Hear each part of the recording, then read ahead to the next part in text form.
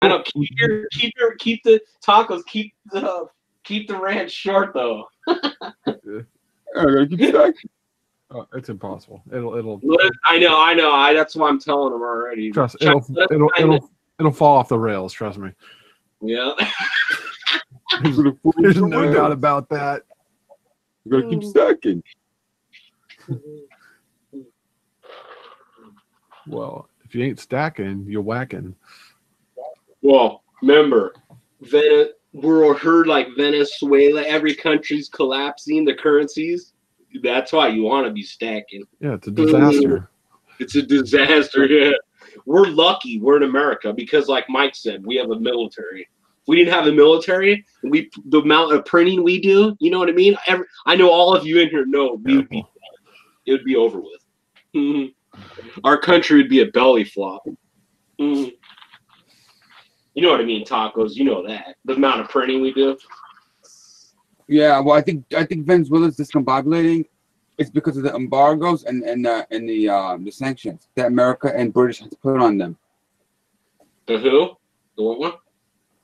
America and the British had put some sanctions and some major embargoes on Venezuela in order. What we're doing is we're kind of like squeezing them really tight. Yeah, we got some major sanctions going against Venezuela right now, which is causing their economy to discombobulate. It's because we're trying to put the squeeze on them in order to get them to like vote out their leader. Yeah. That's what it is. A lot of it is because of the sanctions. They had an election, remember, and he lost, and then the guy just said no. So, essentially, the United States wants their oil, so we're putting the tight squeeze on them. Yeah, but tacos. But remember, tacos. Why we could fall for that same line every year? But remember, who pumps the most oil on the planet? We do. We do. So but they still want their oil because they don't. I predict what's going to happen is if they don't get rid of this democratically elected president of theirs, we're going to go into like Libya style.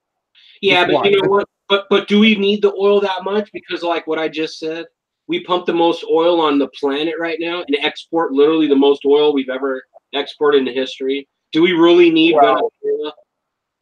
Well, I guess Venezuela is like it's like they have a lot of oil though, like the most oil on the planet, right?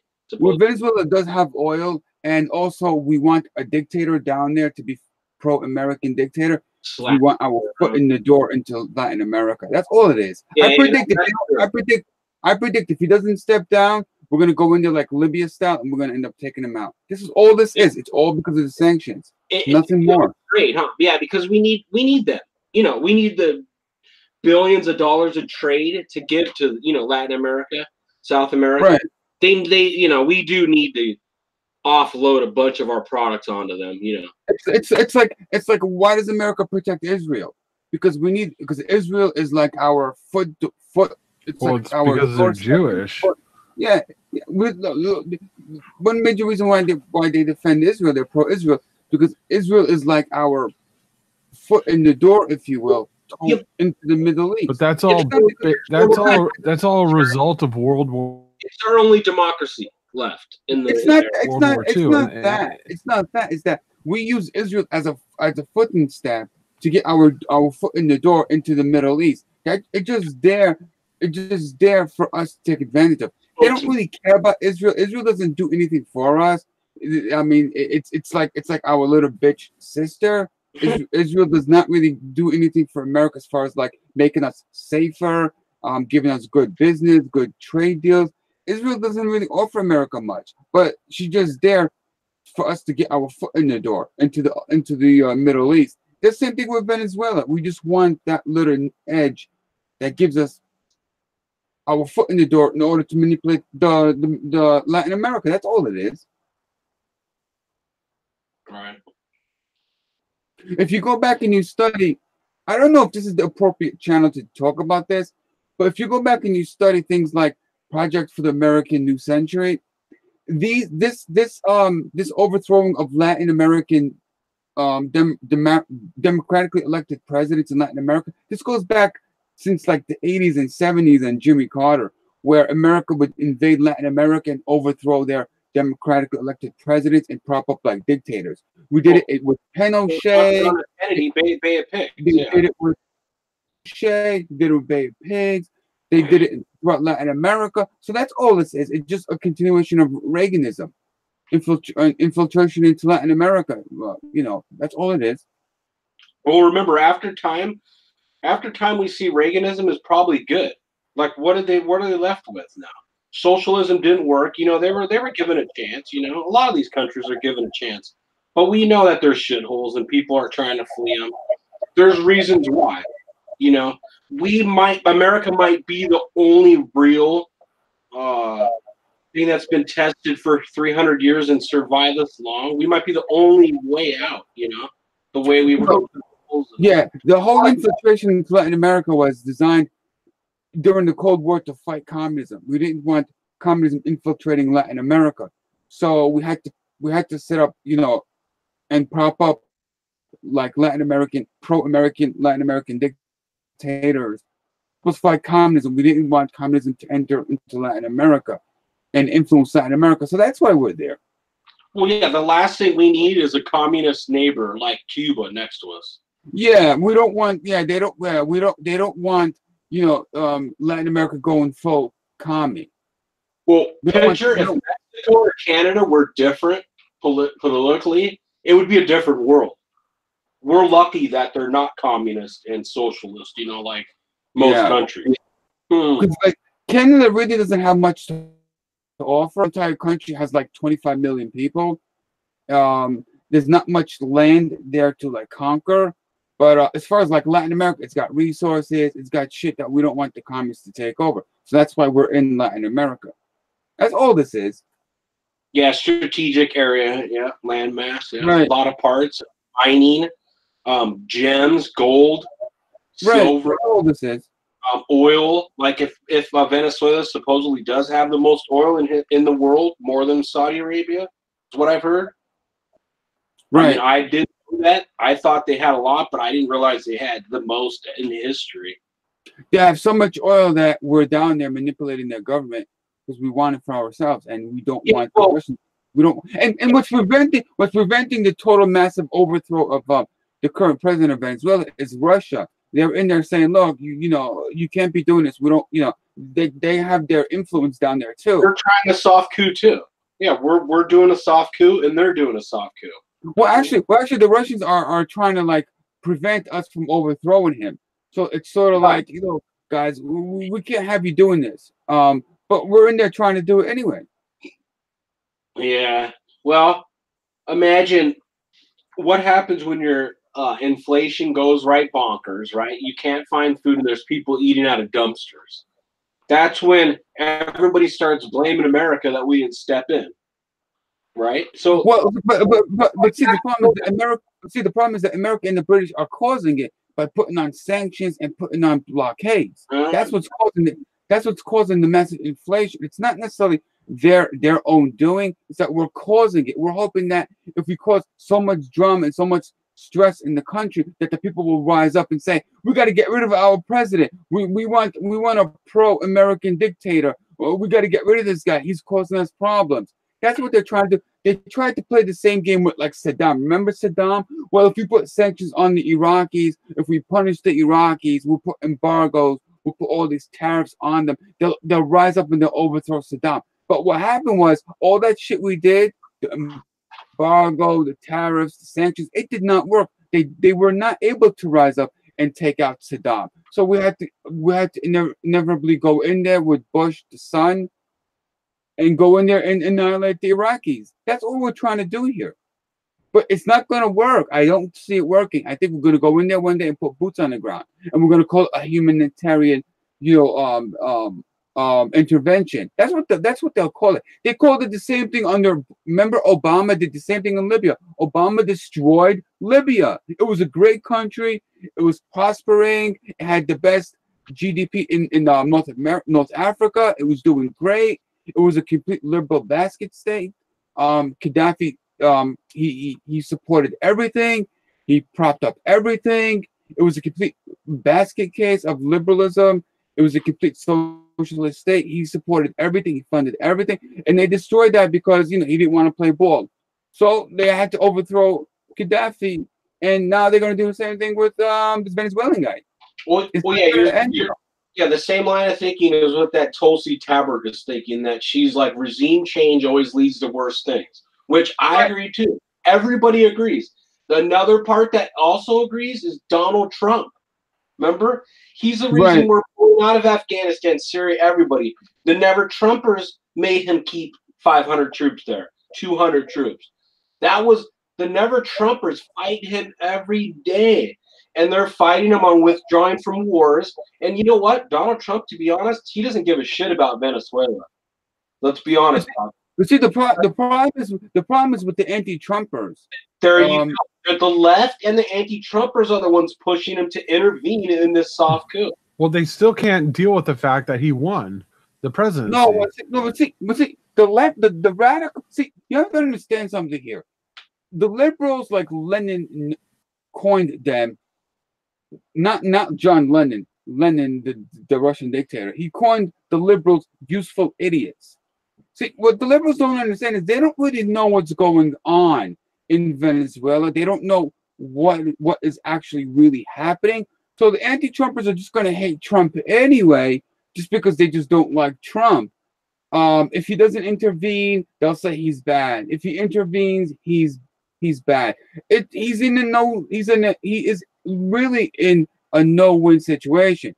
So, but actually, Trump has to play along with the agenda to for regime change, because that's just the mandated order. I mean, he's going to go along with it anyway, and he actually is going along with it.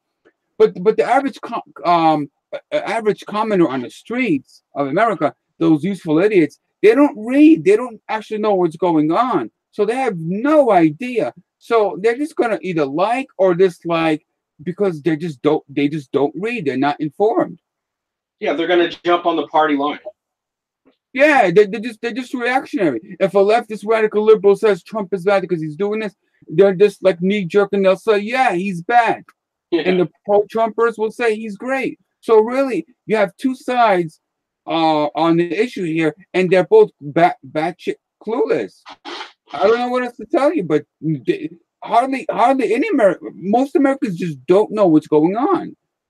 Yeah, well, that's a state of the media, a state of the brain of the informed American is not informed at all. I mean, they're really not. Most people are not. Most people are just bad shit. They're just like, they're going through life. They have their little job. They have their little paycheck. They're just like, they have more problems. They have, their concern is how to make the bills, how to make ends meet. And when it comes to like global front issues, they don't know what's really going on. Well, picture the 1920s or 30s. What did every family do, or every like male do usually, or women too? Back in those days, some of them. You got the paper, right? You read every news story. You read every like stock story, economy. You knew what was going on. Yeah, and you were reading news from one source or maybe two sources from a journalist who'd probably been with the paper for 30 years. And now what do? You get on the internet and you clickbait everything. And you don't know where it's coming from. You don't know who Dick Shit Face out of fucking New Jersey is, and little Tommy Boy in his mom's basement in Florida, or not Florida, it's a bad example, but Colorado, and then you think it's real, and then your brain gets filled up with all this nonsense, and you think they're real opinions and real takes, when it's just picture Facebook and Twitter. In China, the professional troll factories in China where people sit in computers all day long, coming up with accounts and just trolling for no reason, fake story after fake story after fake story. Because they know if enough of it gets into your head, you're going to believe it. We used to believe the earth was flat, right? We used to believe that the earth revolved around the sun, or the sun revolved around the earth. Because that's what everybody told us. And now they think Trump's a Russian agent. Google is going to control all of the media. Amazon is building supermarkets to compete with Walmart. And Amazon bought Whole Foods, so they own all of Whole Foods. Amazon's going to own everything that you want to buy. So you're going to have Google that has all the information in the cloud that can click delete on anything they want to click delete on. And Amazon's going to own everything that you want to physically buy. And they're going to control that. And they're going to pick and choose what is good to sell and what's not good to sell, just like Google's going to delete what they don't like. They're going to delete channels. They're going to delete political messages. A Crowder. And they're going to Crowder, Alex Jones, Dave Rubin was bolted. Milo Yiannopoulos was kicked off. All these guys are getting kicked off. Fucking Crowder was kicked off the Oscar show, and now he's suing the shit out of them. Think of right now, okay, he got kicked off for having an opinion show. Where literally, they were just going to talk about it. They broke it down, and they said that they showed 2 minutes of the Oscars. And during that 2 minutes, they were talking. Like giving jokes. Actually, like 30. Yeah, there was like 30 seconds of just Oscar footage over. It was going to be like a 5-hour show or whatever.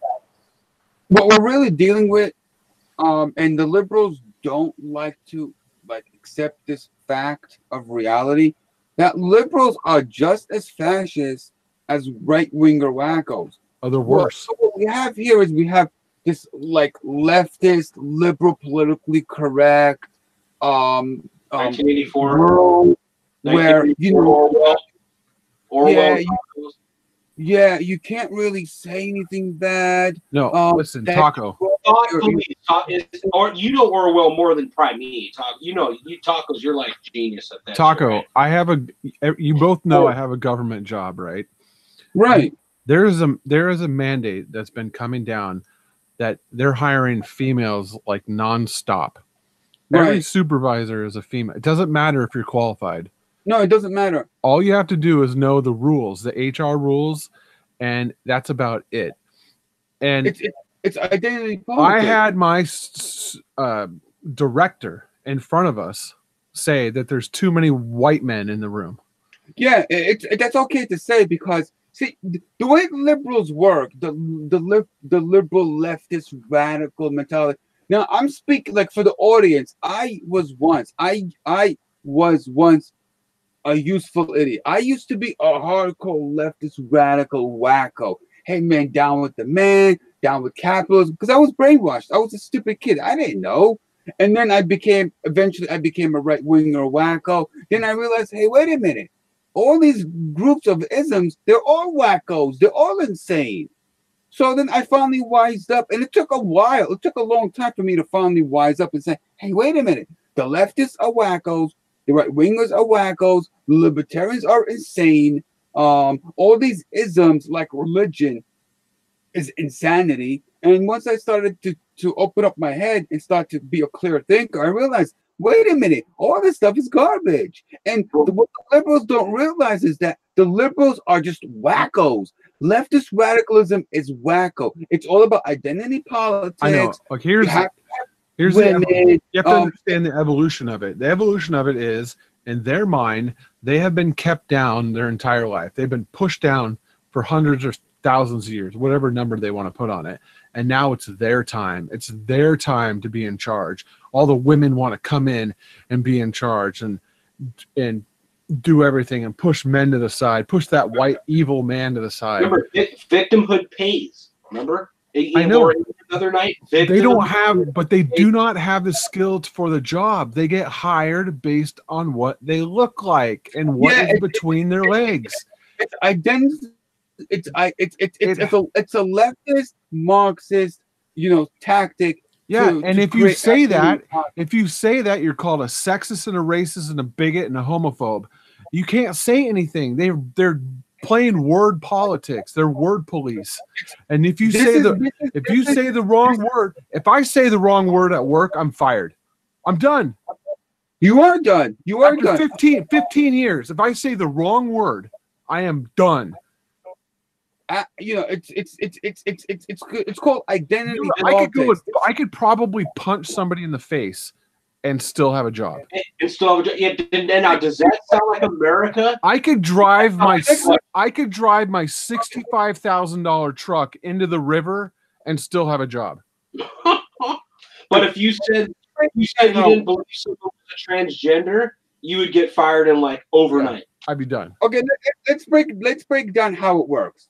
If a black woman or whatever race, a non-white person, see, the way it works is in identity politics. This leftist wacko Marxist kind of ideology is that black people, they cannot be technically racist because they have no power. See, racism is a structure. It's an apparatus. It's a type of like government.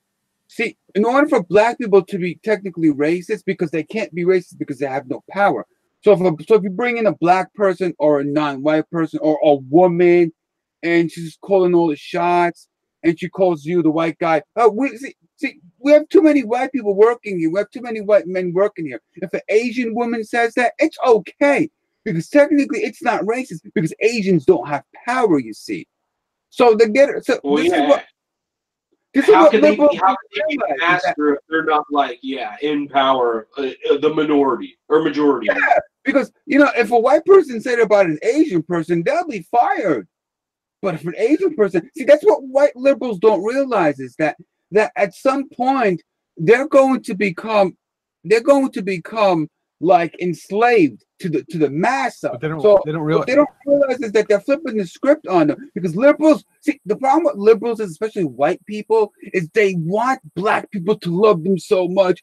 Hey, please be my friend. I know I'm white, but I'm not a racist like other whites. I love everybody equally. Hey, Chinese person, can you be my friend? I'm white, but I'm not a racist like other whites. Please love me. Please like me. Now, I'm telling you guys, I've been to like Chinese restaurants where like actually white people are actually bowing to the owners. They're bowing. Saying, thank I know you. exactly. Gary, tell the story, Gary. Well, that got Gary laughing. Yeah, Gary's even cracking up. It's true. It's so fucking true. The thing that Mike Savage says is fucking true. You'll see the white people going into these Chinese restaurants. They're wearing Maoist outfits. They're bowing. They say, "Oh, can I have a fork? Can I have a chopstick? Thank you, thank you, thank you for, thank you, thank you." They're actually bowing. It's pandering, true. Pandering to the worst degree, dude. It's true. White people just want everybody to like them. Please like me. And that's why me. And that's why they jump on that political correctness fucking bandwagon because they want everybody to like them. Like, yeah, I'm fighting for the weak man and the deprived and the people that have been held down. I'm a freedom fighter, It's like. No, it's 2000. It's like no, dude. It's 2019. Okay, it's not fucking 1819. You know what I'm saying? Yeah. It's like, yeah. I just watched a basketball. I watched a basketball game where everybody on the court was getting paid millions of dollars a year. Okay. Did that happen 100 years ago? Nope. But there is some like good light. Shining through because like not every black person thinks like this. It's only like the extreme leftist wacko blacks who are brainwashed by the Democrat Party to tell them we're your party. Like listen, we used to have a black guy that used to hang out with us in the news unit. He was a regular black guy, but we never pandered to him. We never like condescended to him. Please, we know you're black. Please like us. He used to come here. He used to hang out with us. He was the only like token black guy. But like we weren't like jumping through hoops to get him to like us, and he kept it real too. So there are like good black people out there that see the bullshit and they recognize how this political correctness, this identity politics has not worked for black people. And They're waking up, tacos. After being a little brainwashed for 30 years straight, they're waking up. See, there are like black people in like political power who tell black people that listen, black people, you have to get on board with like amnesty. You gotta get on board with like legalizing the illegals because you have to support the illegals. And black people are thinking, Man, what y'all talking about? Y'all clowning, motherfucker. What y'all mean? I gotta be down with the illegals, man. They be taking my job. Shoot. When I be trying to get a job in the construction, they got my job. What y'all mean? I gotta support your ass. And then they bring out the token blacks in the Democrat Party, and they tell black people, look, black people, you gotta support, you have to support the illegals. You have to be against the Trump wall. You have to be against deportation because they are your brothers and sisters in the struggle, man. We gotta fight capitalism, man. We gotta struggle. We're in the struggle, man. Well, that's all they do is they say there's always a boogeyman, and there's always somebody that your problems are because of somebody else. But the problem with black people is that a lot of like construction jobs and trade jobs where black people have gotten hurt because the massa would say, I ain't gonna hire no black people. I'll hire the illegals, and they'd hire like on every construction site. There are like illegals doing construction, and then black people you can't do that. You can't do that shit here anymore. On big jobs, right? There's 10 people. 6 of them were illegal. But on a real big job, like a commercial job, you can't do it. Those you can't do that. No, in California, but no, a lot of them will be Mexican guys too, and the blacks, yeah, they're all pissed off. Trust me. Just look up YouTube. A lot of them, like when they're waiting in line for their welfare check, there's like 50 Mexicans, and then there's like all the blacks get pushed to the back. So they've been getting in fights. So why does the African blacks follow the liberals when the liberals want to link the Mexicans and the blacks together and the Asians? They want to cherry pick all these minority groups and make them all liberal Democrats. But then those groups inside of that group hate each other. If the blacks hate the Mexicans, why are they all liberals? Why are they all Democrats? Well, yeah, but Mike, look at the polls on the wall. Like Latinos, he got more votes than Mitt Romney. Latinos, Trump did. A lot of that is like fake news. I think a lot of Mexicans, are for. They want border. They want strong. I've worked with Mexicans. You know what I mean? Yeah. I've worked with Mexicans that hate illegal Mexicans. Same with me. All my buddies do. All my friends do. They all hate illegals. They know what they do here. All the chicks here, the Mexican chicks, they hate them. I know. And here's the thing. And the jails, North border and the south border. The real people that are smart know the game that's being played. But the liberal media, to the liberal retarded fucking college fucking blonde bitch, they get all twisted in their brain and going, well, they just want to come here and work. Why can't we just let them come here and work? And it would be great. And, refugees, I accept everybody. I'm not racist. But it's like, no, that's not what it's about. It's about drugs. It's about sex trafficking. It's about fucking raping. It's about fucking guns. And it's about fucking cheap fucking $2 an hour labor that destroys the other fucking real Mexicans in the United States. Yeah, it really does. It destroys real Mexicans that waited like years to get here, and they paid a lot of money in their immigration, and then they have a bunch of people that just don't pay it, and they hop the fence. That guy's like, why did I spend 10 years and thousands of dollars, and this idiot fucking next to me spent nothing? Who would? It's like they jump in line. Like America, you jump in line. In other countries, you jump in line. It's like whatever. America, you jump in line, the fucking whole line beats the fuck out of you, right? Yeah. That's America. And make matters worse, they want to allow illegals to have driver's licenses. So they do that here. They do it in California. In Oregon, there was an article the other day that they want to some type of form of legal, not even citizenship. It's something lower than that. And I'll tell you why. Because they want to get them all in here with driver's licenses to eventually turn it into getting them to vote, right? Yeah, I think ultimately what the radical... They also want, in Oregon, lower the voting age to 16. Why would you want 16-year-olds voting for the president? At the same time, they want to get rid of the Electoral College and fucking make it a popular vote so that California and New York decide every goddamn election. Is that what you want? New York and California deciding the election every year, every time? I know the left shit is show. They're gonna throw away like 300 years of whatever work of the country. They're gonna throw it away and like. I know. And the Green Deal. They're gonna try to. And I that know new Trump Green does Deal. that. Why does the new Green Deal have fucking racial fucking biases and requirements in it? What does a Green Deal have anything to do with race? But it's in there. Yeah, they call it something. What do they call it now? Environmental justice now. It's another bull crap. It's just bull crap. What It's is more, it? Like it's white more people, identity white politics garbage. You know what? When an earthquake hits and a tornado rolls over your house and you're dead, you know, you're gonna talk to me about environmental justice. I mean, give me a break. The planet will kill you. You're not gonna kill the planet. I'm sorry, you're not that strong and powerful. Yeah. The Earth will Mother kill Nature. us. That's why they mention Mother Nature. Like it's a force.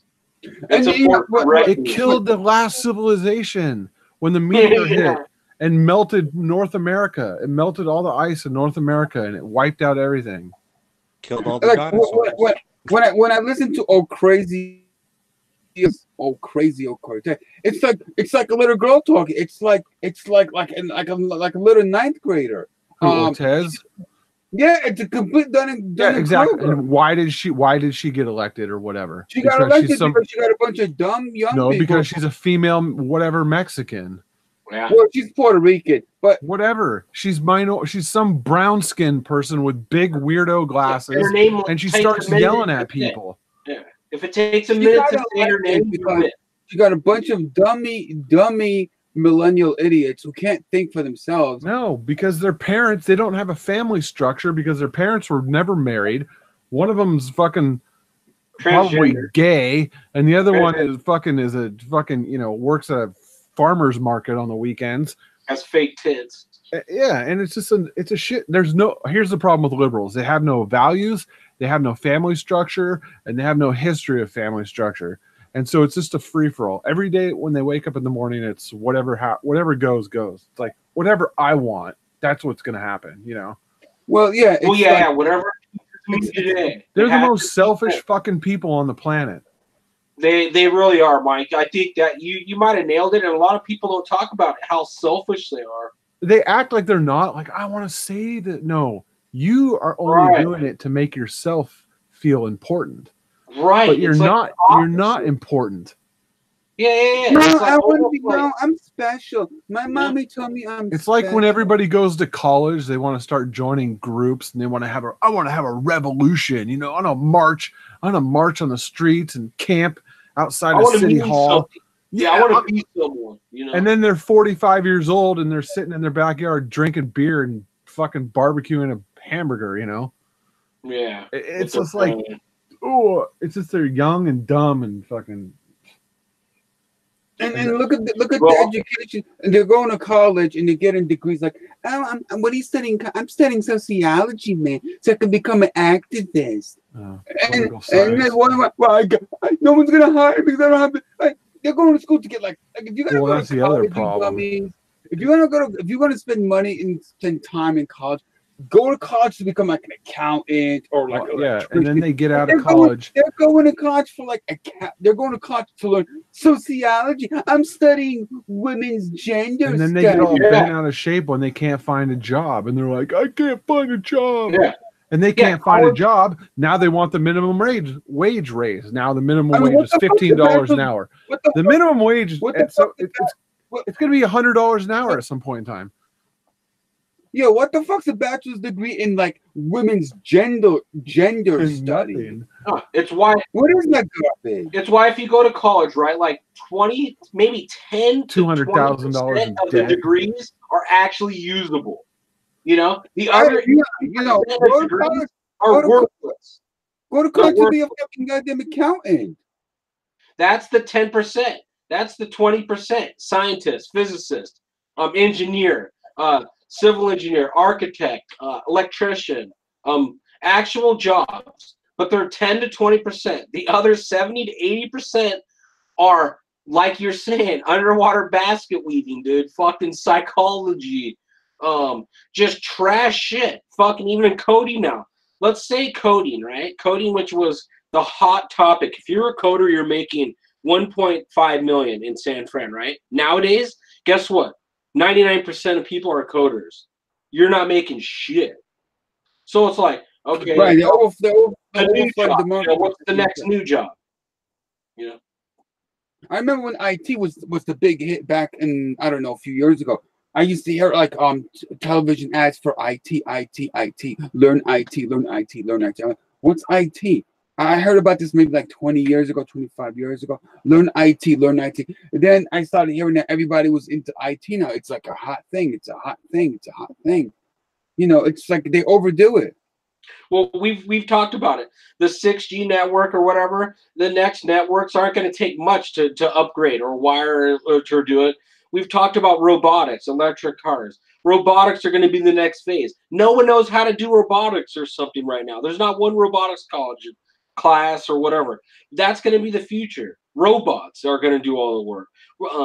You know, that type of work, like Mike's always talked about. You know, the humans are going to be gone, you know, in the next 50 years. There's not going to be human work like we used to do. You need to learn how to fix the robot, how to make the robot work, not how to write a stupid website in 1995. Dude, it's 2020. Yeah, now websites are done. Everybody knows. I can write a website. It's like going to a copy to make my website in $5, right? On making a website, you know what I mean? Yeah, you can make one for $5 a month. Okay, don't get a degree in making websites. Okay, you're dumb if you do that. You need to get a job in the future. You know what you're going to do in the next 20 years. Is electricians going to be in the future? That's why I was an electrician, right? Because I knew it was going to last 1,000 years. The jobs that last 1,000 years, like maybe finances, maybe homes, retail, rental, right? Coin selling, and like we always do, you know, stuff that's going to last 1,000 years. Making a website, you're done.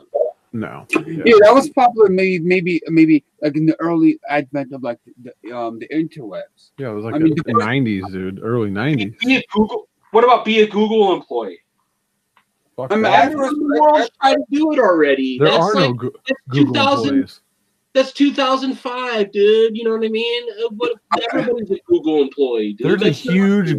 There are huge Google servers in Eastern Oregon because of the cheap water and cheap electricity. There's 10 people working in there. It's like, it's like 1 million square foot server facility, whatever it is. But it's like that, like, oh, well, because of the taxes. And it's like, yeah, but you build this huge thing, but it only takes 5 people to run it, you know? And it's just like Amazon. There's a huge Amazon warehouse here too. It's robots can go down and pick up the box and put it on the thing, and it rolls out the door, you know? Yeah. You don't have to have human beings doing this shit. Yeah, it's like technology does more now. You know, like we did the industrial age, we're like, yeah, industry does good. Like machines, yeah, work good. Now, the next like industrial robots. age. Yeah, it's like robots work well now. Like they finished the whole thing. There's nothing to do. Like you just said, Mike, what's there to do? Put a sticker on the box? Is that what the human's going to do? There's going to be 3 people left in the Amazon, you know, in a warehouse the size of like 10 football fields. Yeah, basically. You know, you have 3 employees. 24 hours a day. Yeah. No workers' lights comp. Turn on, you know. No workers' comp. No sick days. Yeah. No pregnancies. No sexual harassment. No lawsuits. I mean, that's what they're doing. This is what they think about. And that cuts costs, and that's don't even worry about the air conditioning probably in certain areas. Now that you're saying, there's no need for humans in certain parts of the building. Then there's no need for anything. Dude, those things, you don't even have to turn the lights on. They could work in the dark. Yeah, they could. Amazon. You could turn the heat off. It could be fucking 40 degrees in there, no lights on, and it works perfectly fine. Yeah. 24 hours a day, no health insurance. No calling in sick, no vacations. It's beautiful. Yeah, it's almost to the point where that a robot can't do, or you either invent something or start your own business, then you're fucked in the future, in the next 20 years. Well, they could always go to school to become like robot social justice warriors and just pump out a bunch of like bitchy, robots that tell guys what to do.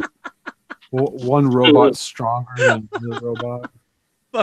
They'll become like a social justice, robot warrior, women studies like programmer, and they'll program like these sex dolls to tell guys what to do. So now you have a sex robot telling you, to clean the dishes. Well, you've heard about those sex robots in the news. It's pretty big time now. Yeah, they just program. We'll just bring in some social justice warrior woman to program those robots to tell men what to do all day. You ever see Blade Runner? Oh yeah, the new one. Yeah, it's like a hologram. You basically marry a hologram in the future. Yeah. Well, that was that's gonna be the future. Trust me. Remember Ready Player One? They put on the suit, and he can feel everything over his entire body. Oh, okay. That was a great movie. He's got the VR glasses, and it ends like people would rather be in VR. Like if he's not in VR, but he puts on the VR. Now he's in the glitz and glam of Las Vegas or New York or Yeah. And it's a drug. It'll turn into a drug. Have you? Yeah. It's a big time drug, a stimulant for the brain. Sensory overload. Yeah. Well, remember, it was called like something life, single life, or simple life, or something. You guys remember that? It was a VR world where you met people from around the world, and it was the first one. Sim City, right? Wasn't that Sim City? No, it was called Something Life. Oh. I don't know. This was like about 20 years ago, probably, maybe 10 years ago. Maybe. Yeah, side note, but it's had that same idea that you're talking about, is the whole world that you join in, and you literally have a girlfriend in this other life. Oh, like virtual reality shit. Yeah. Well, in the future, it's real. It's almost real. Yeah, in the future, it's probably going to be less people on the planet. All the useful eaters are going to disappear. Survival of the fittest. And you're going to have you might have maybe 1 billion people on the planet, and they're all going to communicate with interwebs. Hardly anybody's ever going to leave the house. You just stay in your house all day, and you'll just get shit delivered to your house, and that's going to be the future. There is a group in Japan, I forgot their name. I think Gary knows, where a bunch of young people never ever ever leave their house. They go to the supermarkets, they'll buy a bunch of shit, they'll just stock up, and they just stay in their house, and they never ever ever leave. Yeah. I think Gary knows. If Gary's around, maybe he can do some research. Depressing. This is very it's a common thing now in Japan, where you have young Japanese people. They never ever leave their house. They're like shut-ins. They literally never leave their house. The only time they leave their house is to buy supplies, and they just stock up on their supplies. They just stay in their house. Why not? You can have it shipped to your house and never leave at all. Yeah, they live in these small, 300, 200 square foot little apartments. It's all they do. Just they stay in their house. They literally never leave. There's a specific name for this community. I forgot their name. Maybe Gary can research it. But this is going to be the future. People will just never leave their house, never have to work. Well, that's how you turn into the Matrix, where you're lying in a pod and they just use you for your energy. And it's gonna it's gonna turn into. It's gonna turn into men living in pods, and the women will just take your semen to create babies, and they'll just genetically mutate the babies to whatever they want. We need more men. Okay, we'll make 100,000 men this month, and we'll make 500,000 women. Because the men can populate more women, right? At the same time. And so that we're going to be in a bank. We're going to be male sperm banks is all we're going to exist as. And they'll just come use us as they need. and they'll fucking control everything. And it'll be half robots, half humans. Yeah, the future does not look bright for humanity. Well, it doesn't look bright for men to begin with. Well, and humanity in general, the future doesn't look good for planet Earth. Well, no, majority of the listen, we need a global forest fire. Is what we need. Right? Yeah, majority of these humans now, they're going to disappear. That's why the world is poor. Everybody acts, why is the world poor? Well, it's because there's too many of you motherfuckers. That's why. Everything south of the equator is fucking garbage, except for fucking Australia and South Africa, because those are white people. Everything north of the equator is where everything is fucking created, and there's too many people. All right, what do we have? There's probably 10 billion. The number's always low. Yeah, we really don't know. They claim it's 7.5 billion. It could be less than 7.5. Or more. I guarantee you, it's more. We really don't know what the real actual numbers are. It's like with the illegals. They've been telling me, oh, there's 20 million. I've heard 11 million illegals for the last 20 years. I've heard 11 million. It's probably more like 60. Yeah. Well, it's all freaking California.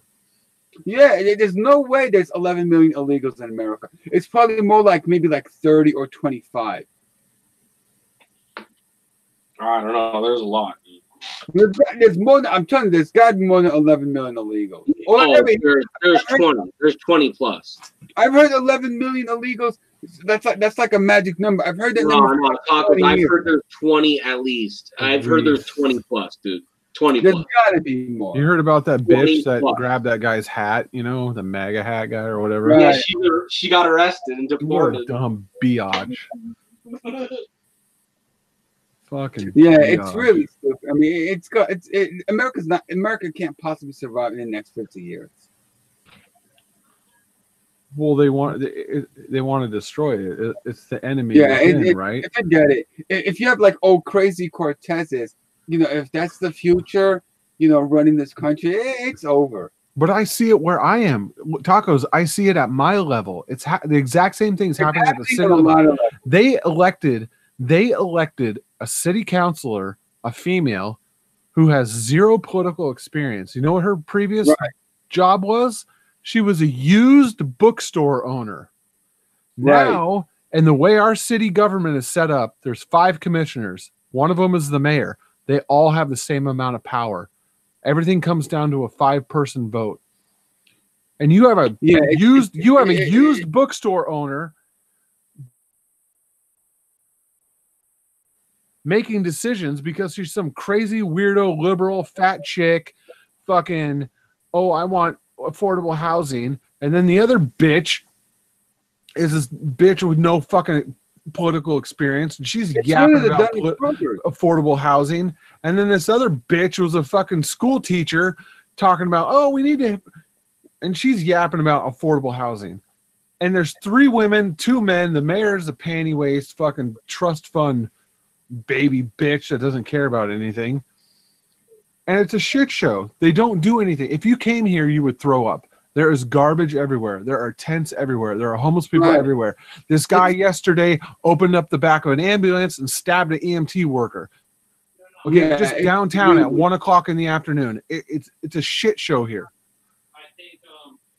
Yeah, it's America. There's no way America can survive if these millennial idiots take over. And then everywhere you go, we accept refugees. We accept everybody. We want refugees.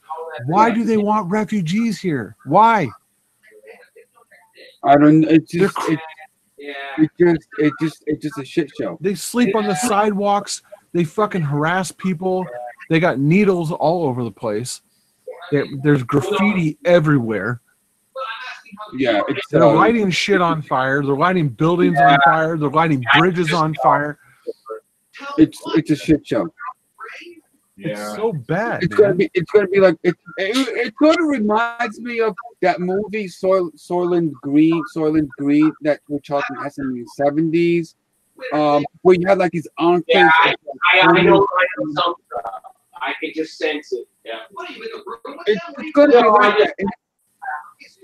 The feeling I have. Hey, what are you talking to? Are you talking to a troll, you motherfucker? Yeah. What they say. Yeah.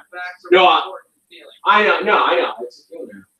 No, that's why I say. Yeah, something going with Papa Volumes Hey, Network. Valium, tell Troll to come in. But watch what. But they're like, dude, you get the fucking. But watch what I say here. Watch what happens in the next 3-4 weeks. You're gonna notice a little bit of difference. Well, it's just Somebody. but yeah. Doesn't sound like he's talking to Troll. It's sad. It's I feel bad. Yeah. Try to mute his mic. Try to get him some attention or something. Like this at the end I had don't to think I happen. can't. They can't do that anymore. I've watched so many other shouting matches. It's I feel bad for him. Oh yeah, maybe I can. Yeah, I know. I Oh, there you go. Yeah, he's clearly talking to someone. He's talking to hockey, I think. Yeah, he's talking to someone. Yeah, it's a shit show, man. I'm telling you. And then they'll say things like, well, we can't really get them out of the subways. You know, it's okay if they shit on the street. Well, they have rights too. Shitters have rights. I mean, so it's like it's bizarre. It's a bizarre world where, you know, upside down is up, upside down. But here's the problem. I am a property owner that pays property taxes, right? Yeah, it's the shit. So, but they take care of the people living on the streets with my property tax money. And then they say, welcome. We want more refugees. We welcome illegals. They have banners that they put in every store. Everyone welcome. Refugees, immigrants, illegals. And I'm like, and then I look at my taxes and I'm like, fuck, dude, what? I got to go to work every day. I leave at 5 o'clock in the morning to go to work, you know? And then I see everybody sleeping in a tent, sleeping on a sidewalk, heroin needles, graffiti, people stabbing each other because they're fucking tweakers. It's like It's safe a disaster. It's like safe zone for the despot. I mean, it's a bizarre. Yeah, They have very the free food places downtown. The fucking line wraps around the block like 2 times. It's like road.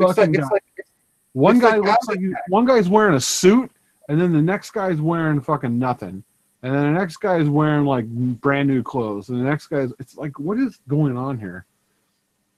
Yeah, it's like, remember the Occupy Wall Street fiasco where like people started like occupying in like parks and shit, and a lot of the people that were coming Blocks in were not downtown. even. They took 3 full park blocks in downtown Portland, completely full of tents. Yeah, and they just and then they just started occupying.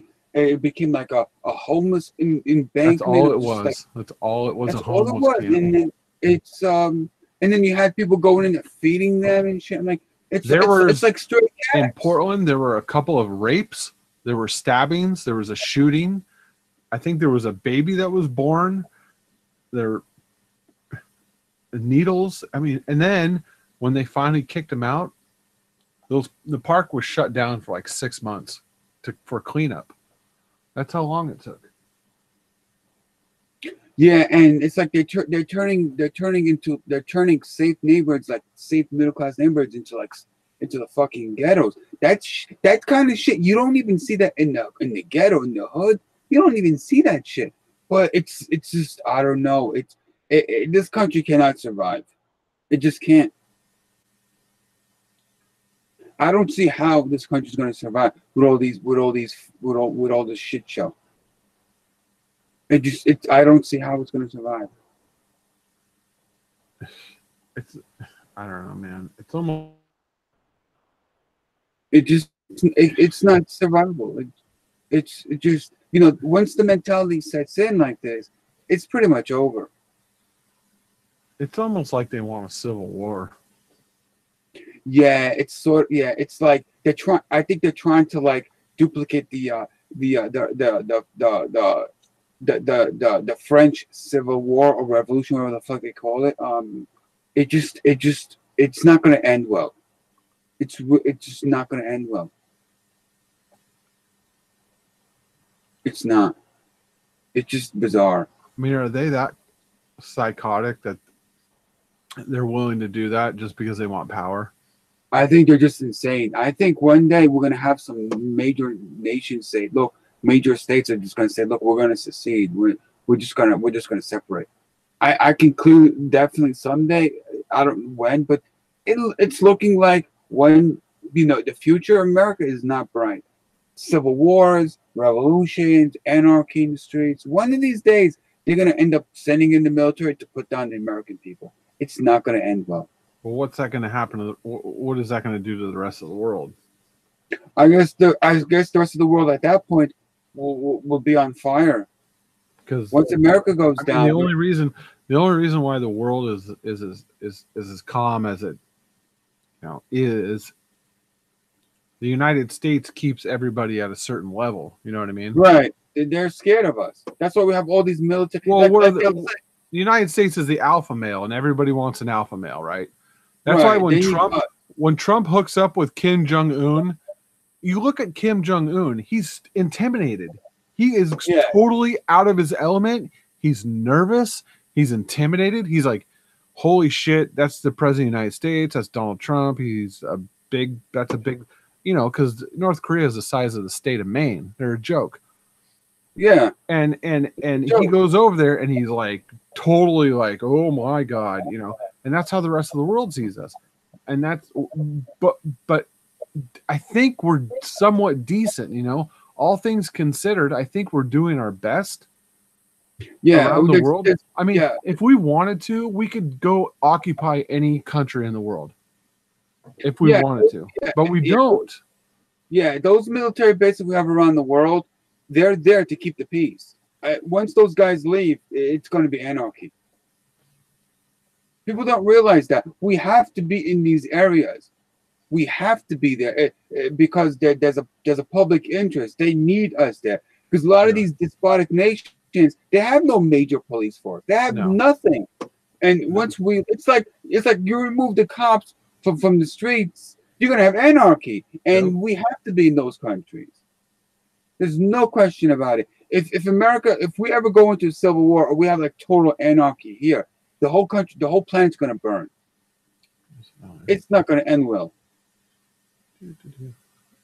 Hey, Volume, I don't know if you're back, but you got to unmute yourself. It's not going to end well. And that's a sad reality. Humanity does not seem like they have a good future. Your volume, unmute yourself. It comes down to population. That's the driving factor in everything. Right. It is. It's just too many people. Here's the thing. Nobody talks about population. Because you come across as like some crazy, you come across as Hitler. If you say, oh, there's too many people, we need to reduce population. Well, then it seems like you're a baby killer. Yeah, I mean, it's just not possible. Because there's only so much land and there's only so much habitable land, right? You can't go live in Antarctica. Right. You're not going to live in Siberia. You're not going to live in the fucking goddamn desert of fucking whatever country. And so that's why everybody, the majority of the population lives on the coast, right? Because you have water and it's pretty stable environment, climate. Well, these places are running out of space. And the more people get closer together, the more shit goes down, right? When you go live on a farm out in the middle of nowhere and your neighbor is a mile away and his neighbor, everybody's a mile away from each other, what's the crime rate? There is no crime rate. But when you're in a projects in a building where your neighbor's 10 feet away, left, right, up, and down, and it's 1,000 people in the same building, you're going to have a crime problem. Because that's true. They're too close to each other, and we're not supposed to be this close to each other. It's true. Humans are not meant to be like shoved into a box of fucking sardines. It doesn't. No. Humans need their distance. They need their space. Yeah, you're right.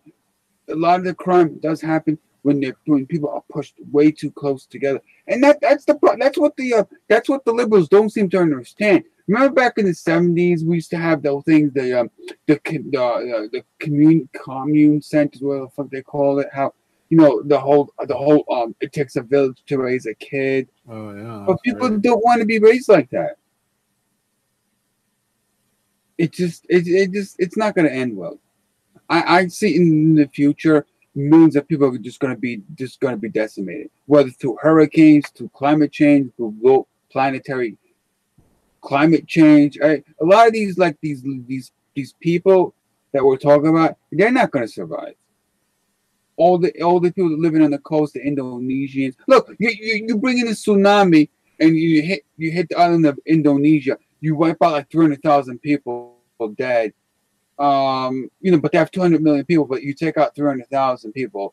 That's a drop in the bucket. And you have more of these calamities over time. These people are they're just not gonna survive. The planet's gonna take people out.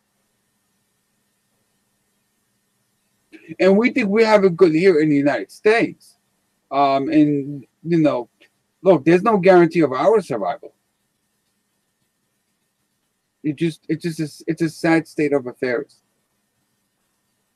Oh, I know, and we understand it, but the problem is, it's a very small percentage of people that understand it because they're caught up. Most people are too caught up in distractions.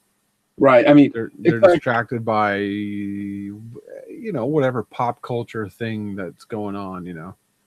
Yeah, they can't believe that their life is very fragile. You go to a doctor says, look, you got cancer. We think you're going to be dead in 6 months. There's not much we can do.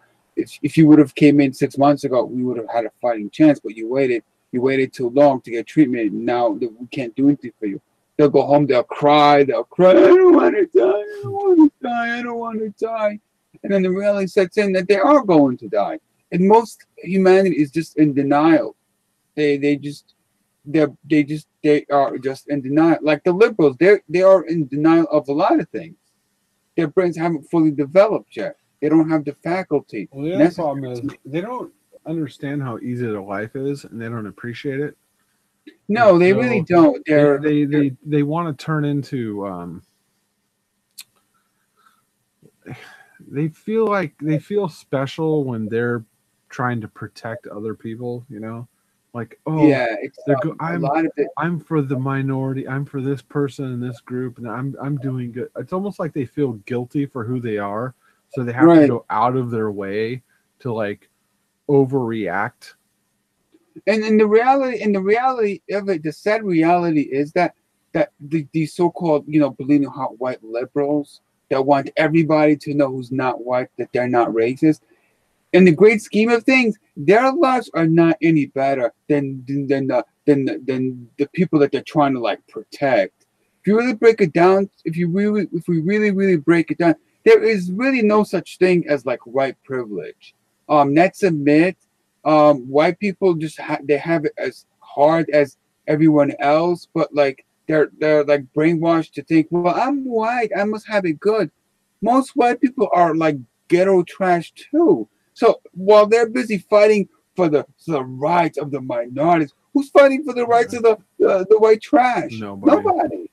It's just catchphrases and it's just sad. It's just sad. When I see a bunch of white people, fighting for Jap rights because Japs are a minority, or like Latino rights, it's just sad because they're turning around and they're laughing at these white people, thinking, look at these useful idiots. They're fighting for us, but we got it better than them. It's just sad. It's just stupid white people that don't realize and they don't get it. They're just useful idiots.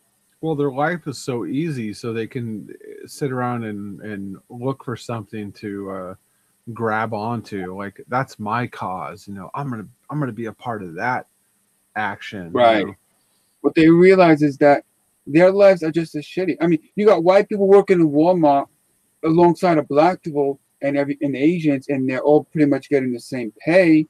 But you'll have like these white people, oh, I gotta defend black people's rights. I have to help black people. Motherfucker, you're getting paid the same. No one's looking out for you. Yep. It's just sad. Like I've had black friends over the years. I've had Asian friends. I've had all kinds of friends, all colors of the rainbow. I never once pandered to black people. I treated my black friends just like I treated my chink friends and everyone else. I was like, listen, motherfucker, you're a black guy. You're a chink. I'm not going to treat you I'm not going to treat you special because you're a fucking minority. I don't give a fuck about your skin color. It is what it is. And I treated everybody the same. Either I'm going to be a dick to everybody or I'm not going to be a dick to everybody. And this helps me to be a dick to everybody. I'm not going to pander to black people to get them to like me in the workforce. I mean, I'm not going to. I mean, that's chump shit. Yeah. Well, and the only reason why they do that is because they're taught to do that. They're conditioned to do it. And they don't even realize that they're doing it. They just think like, I'm fighting for the weak group. I'm fighting for the suppressed in this group. It's like they want to be a freedom fighter or some bullshit. Right. But then they only do it for an hour, and then they go to Starbucks, and then they go buy a fucking $20 vodka drink, and then they go home and watch fucking, Netflix all night long. And black people are thinking like, man, white person, please. Yeah, they make fun of them. Really do. They make fun of them. I've seen it personally in my life where you have like these white people who want to go out of their way to like, be friends with the black coworkers. Hey, I'm going for coffee. Do you want anything? That is racism right there. Right. Hey, Shaniqua, I'm going to Starbucks to get some coffee. Do you want anything, Shaniqua? Okay. And she's thinking, nagger, please. A black woman is thinking, man, nagger, please. Dude, black woman will kick your ass. Who? A black woman.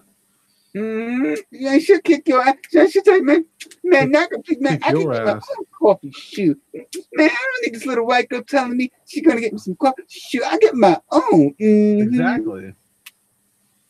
Well, it sounds condescending, and it is condescending. It's very condescending. See, what white people don't realize is that black people don't need to be pandered to. Just treat me like I'm a regular person. I don't need your ass be trying to tell me that you want to be my friend because you're a white woman, I'm a black woman, and you want to be my friend. Shoot, nagger, please. If y'all want to be my friend, y'all could be my friend. But don't be trying to tell me like you're going to be saving my life. Shoot. Man, you ain't my white man soul. Man, you ain't my white man savior. You ain't no Jesus. Shoot. Yeah. White people just don't get it. Well, yeah. White people are stupid, honestly. That's what's good about Gary the Jap. Like he's a Jap, the only token Asian in the group. Like we don't pander to Gary to make him like us. He's here because he's here. Well, I don't think he's a real Jap. No, he's a real Jap. I've seen pictures of him. He's a real Jap. Really? But yeah, he's a Jap. He comes and hangs out with us, and we're not Japs. We kicked his ass during World War II, whatever. But like, we're not pandering to Gary the Jap to make him like us better. What's with the dog? Was that dinner? Well, yeah. Well, yeah. Well, you get the point. But I wish like more white people need to like realize that minorities don't need them to be their savior. No, they don't. You got to look out for your own damn self. Black people got Jesus. They don't need your ass. They're already praying to the white man, Jesus. They don't need your ass. They got Jesus from the white man. Yeah, they got Jesus. They don't need your ass. Shoot. Oh, Lordy, Lordy, Lord. I got Jesus. Isn't that funny? What is with that dynamic?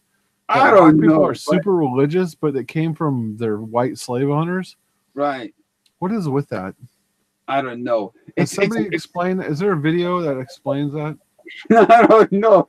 But black people love Jesus. No, I know. They're super religious. And so are Mexicans.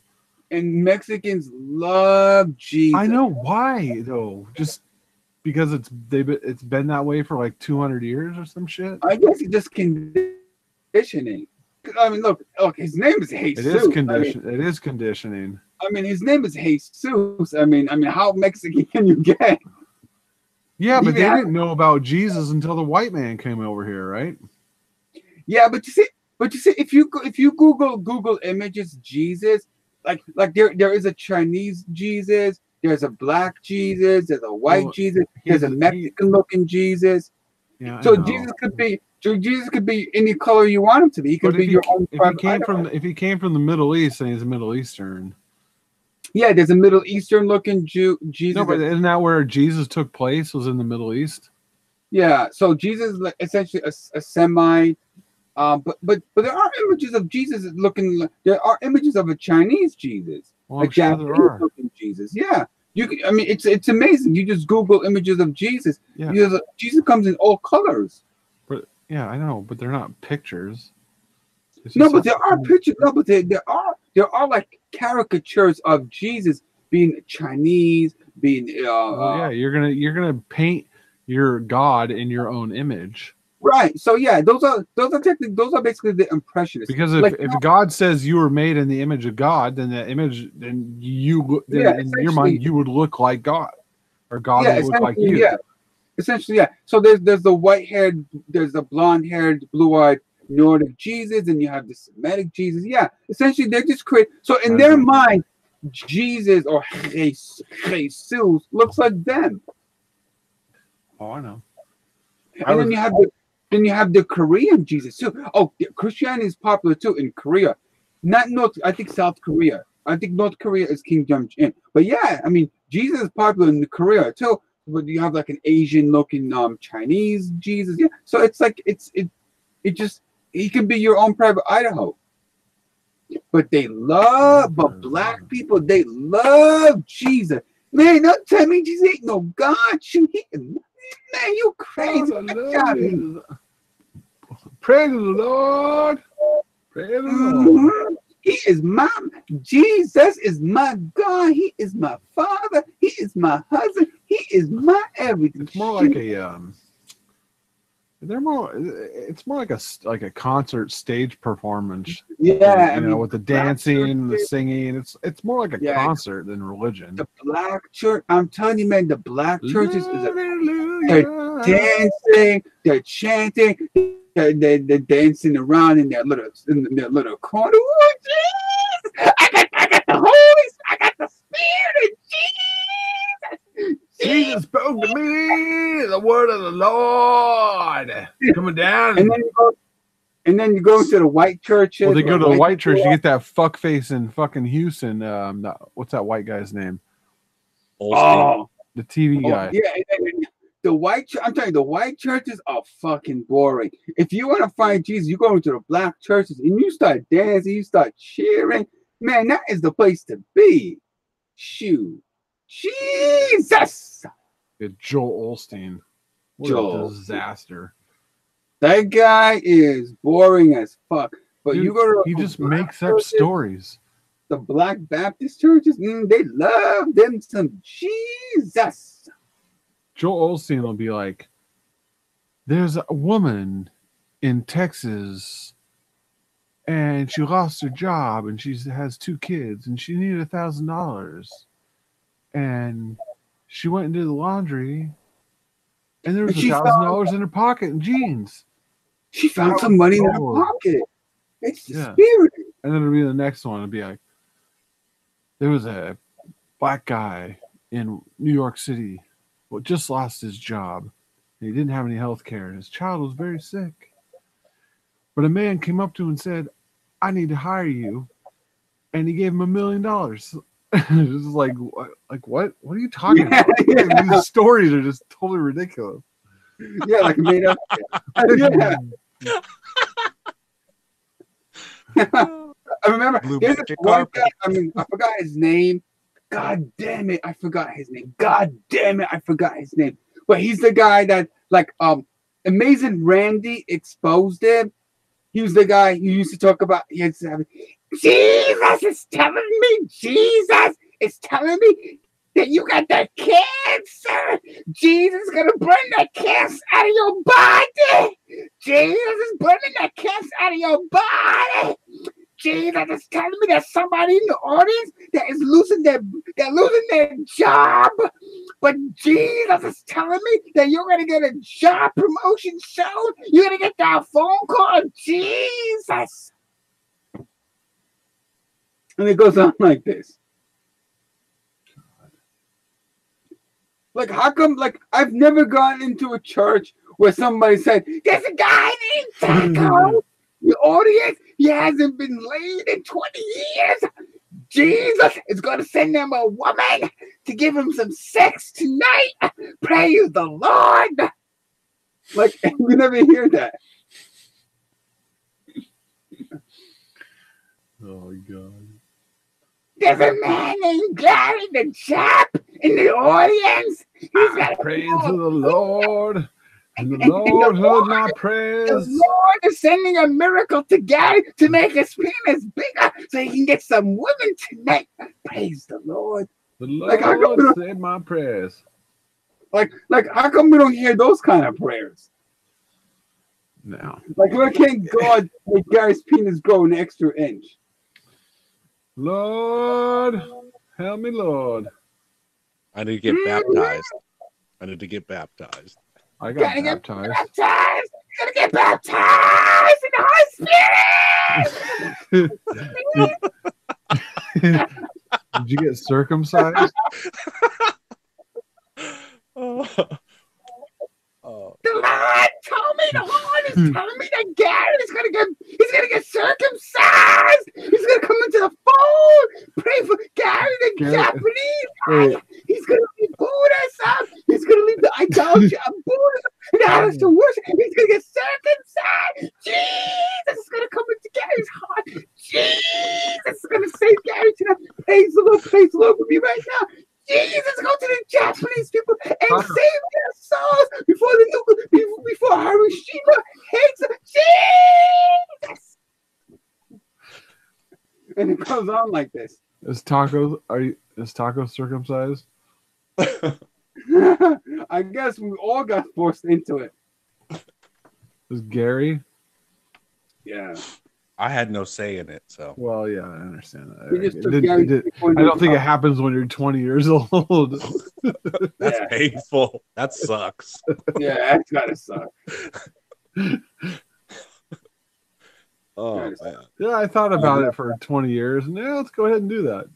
Let me get rid of the turtleneck. I'm just gonna go click my dick tonight. Yeah. Let me not have sex for a month, you know? What a scam that is. Oh. Huh? Oh, yeah. What a scam that is. I don't understand why Christians are getting their dick circumcised. Jesus later told them you don't have to do that. But they're doing it anyway. It's mutilation. It's child abuse. Jesus told them you don't have to do that.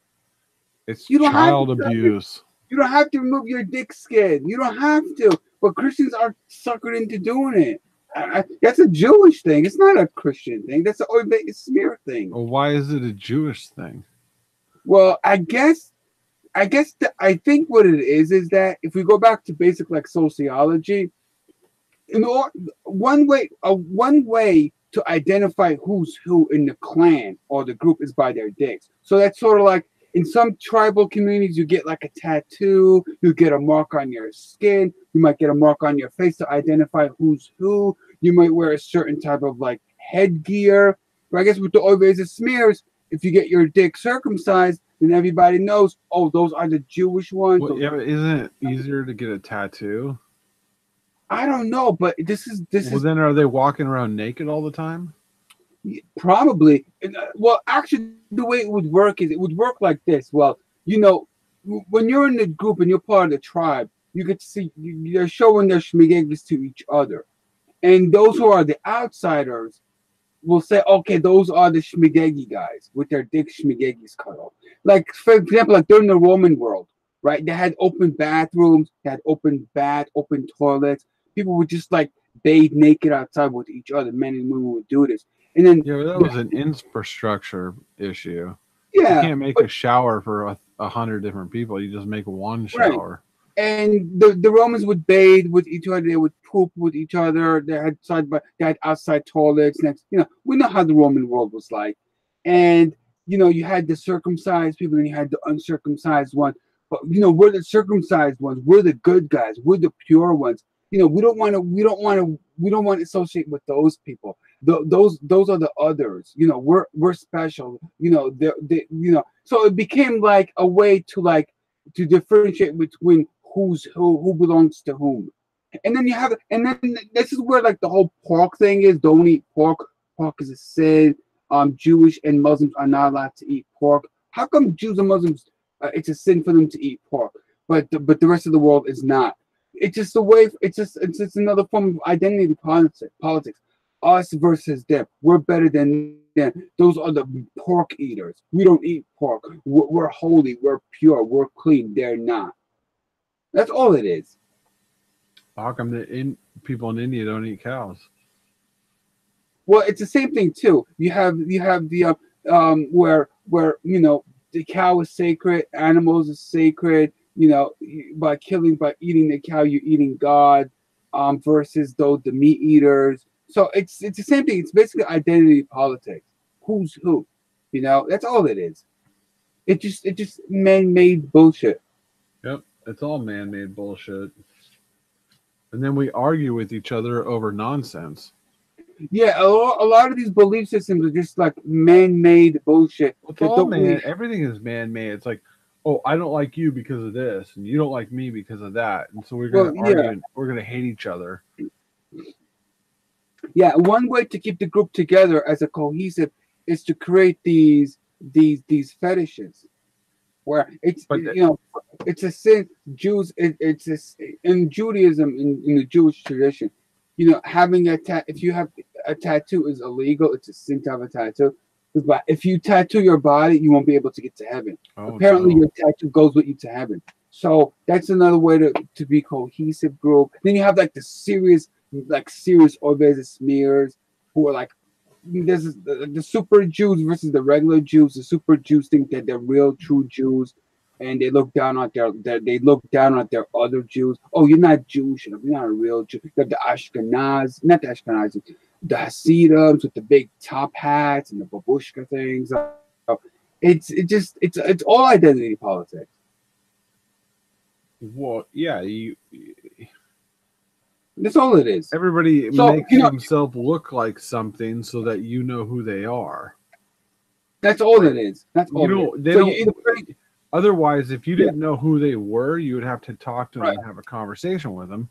But if you have a certain hair, a certain look, a certain dress, a certain skin color, then like I'm supposed to assume I know who you are without even talking to you. And that's that's how they divide. Everybody's divided. We're all in our own little groups. And what is it? Divide and conquer, right? There's no big community. It's a bunch of little communities that hate each other. Because we're told to hate each other. But they band together to create an enclave for themselves that becomes their group.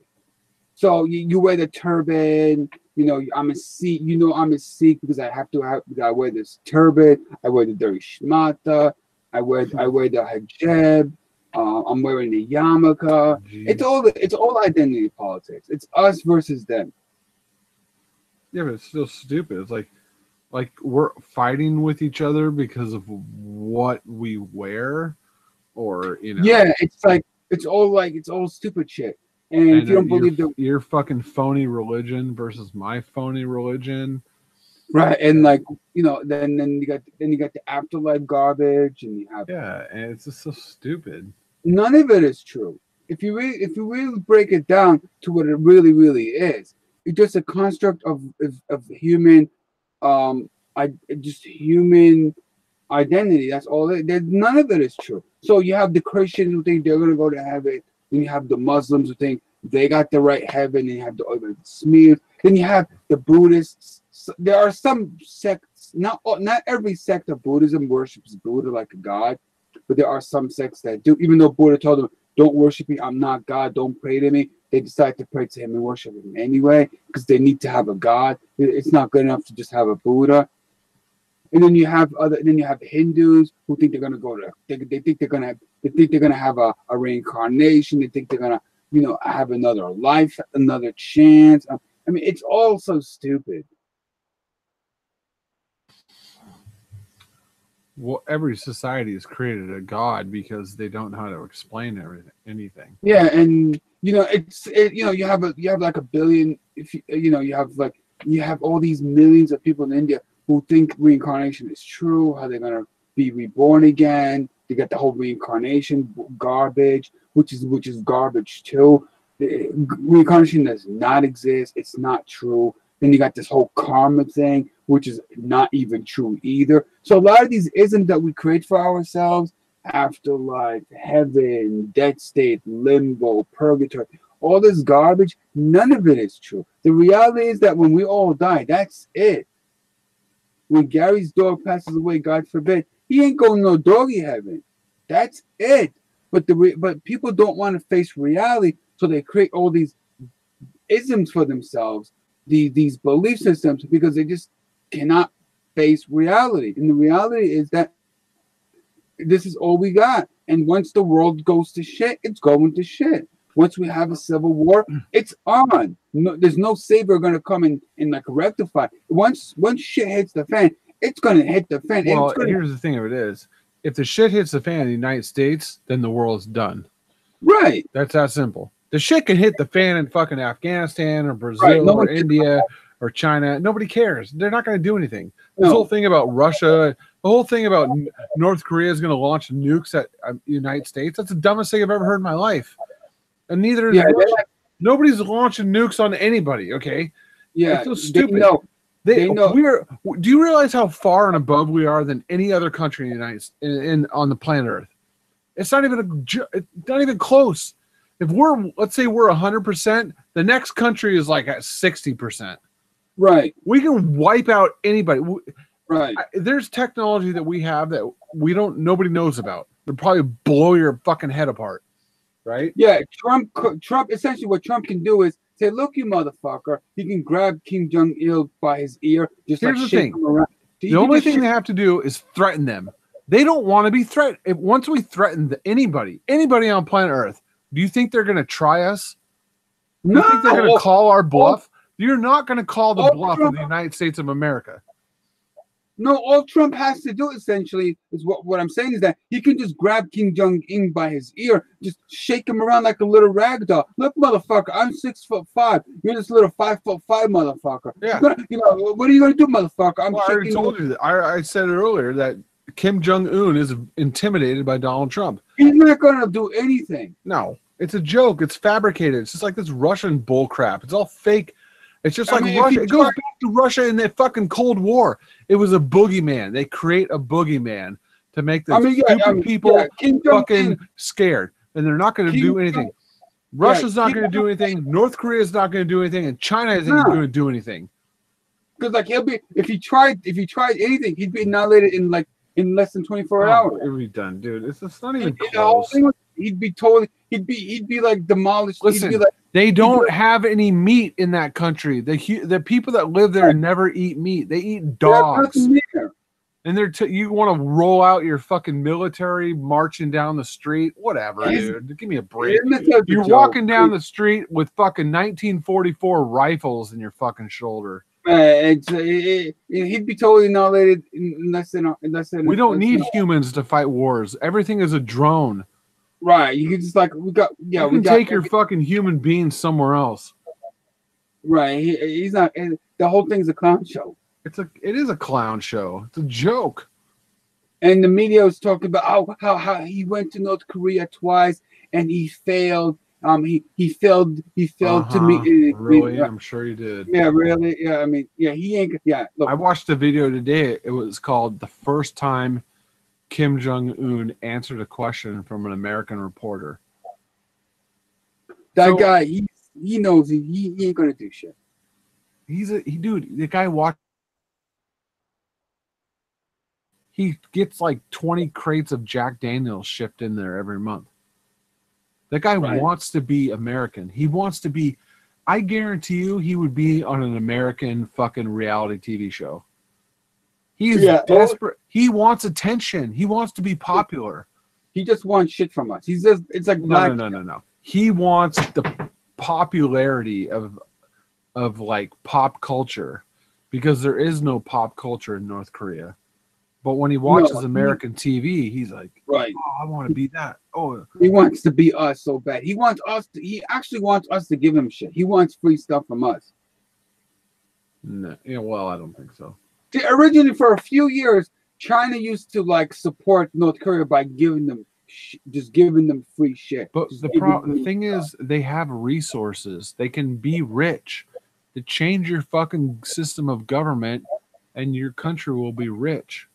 Well, right? yeah, you got to get rid of him. You have to get rid of him. If you want North Korea to be like South Korea, you got to get rid of him. But he's not. He doesn't want to go. He just wants to stay in power. But he wants stuff. He wants us to give him shit. He wants us to give him stuff. He wants stuff, and he's using he's using like the threat of attacking us as sort of like a black. It's sort of like a little How? kid. It's sort of like a little kid who Explain to me in detail how North Korea could ever attack the United States. They can, but he's sort of like a little kid. He is a little kid, exactly. Yeah, he is. He's a little kid who goes to the store, gets himself a BB gun, is now going to start like threatening to shoot the biggest kid in the block. You know, Tutankhamun was a little kid. He was 14 years old. Right. Now And he didn't know how, and he was like, "I'm in charge. I'm going to put my name on everything," and all this bullshit. He wasn't a leader. He didn't know what he was doing. There's no experience here. Right. It's it's a clown show. It's a joke. It's a freak show. It's a clown show. It's basically like the Kardashians. It's hilarious. It's reality TV for the imbeciles.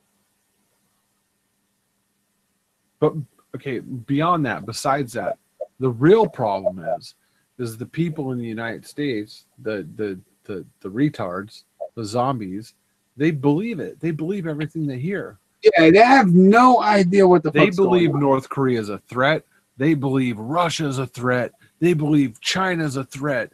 Why? Could you please explain to me why China would ever attack the United States when we employ half their country with the shit that we invent? And then you have iPhones. You make iPhones, China. You make every goddamn thing that we come up with. You're our bitch ass laborers. Why? But they sell it on TV. They're like, China's fucking economy is growing by 8% a year, 10% a year. Yeah, that's all fake, people. That's fake. A lot of it is just the government like buying shit up. And then you have people like the source man who will tell people, "Oh, they're gonna dump the dollars. They don't want dollars anymore. They don't want dollars anymore." Why? Okay, what currency are Then you have guys like the source man who telling everybody how the dollar's gonna collapse. They're backing away from the dollar. Why would the dollar collapse? I don't know, but that I'm telling you that's the source man's mantra. The Chinese don't want the dollars anymore. They're backing away. It goes back to my point that the United States is the alpha male on planet Earth, the number one badass bitch, and everybody knows it. Everybody falls in line.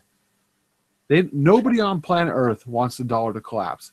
Nobody. They love dollars. The Chinese love dollars. Because if the United States goes down, the entire world goes down, and everybody knows it. Trust me, everybody knows it. If Libya and Egypt want to have a little war and Russia wants to fuck with Afghanistan, who cares? We don't care about that. But if the dollar tanks, if there's a fucking nuclear bomb that's launched into the United States, it's game over. It's over with. Right. At that point, the whole world goes nuke.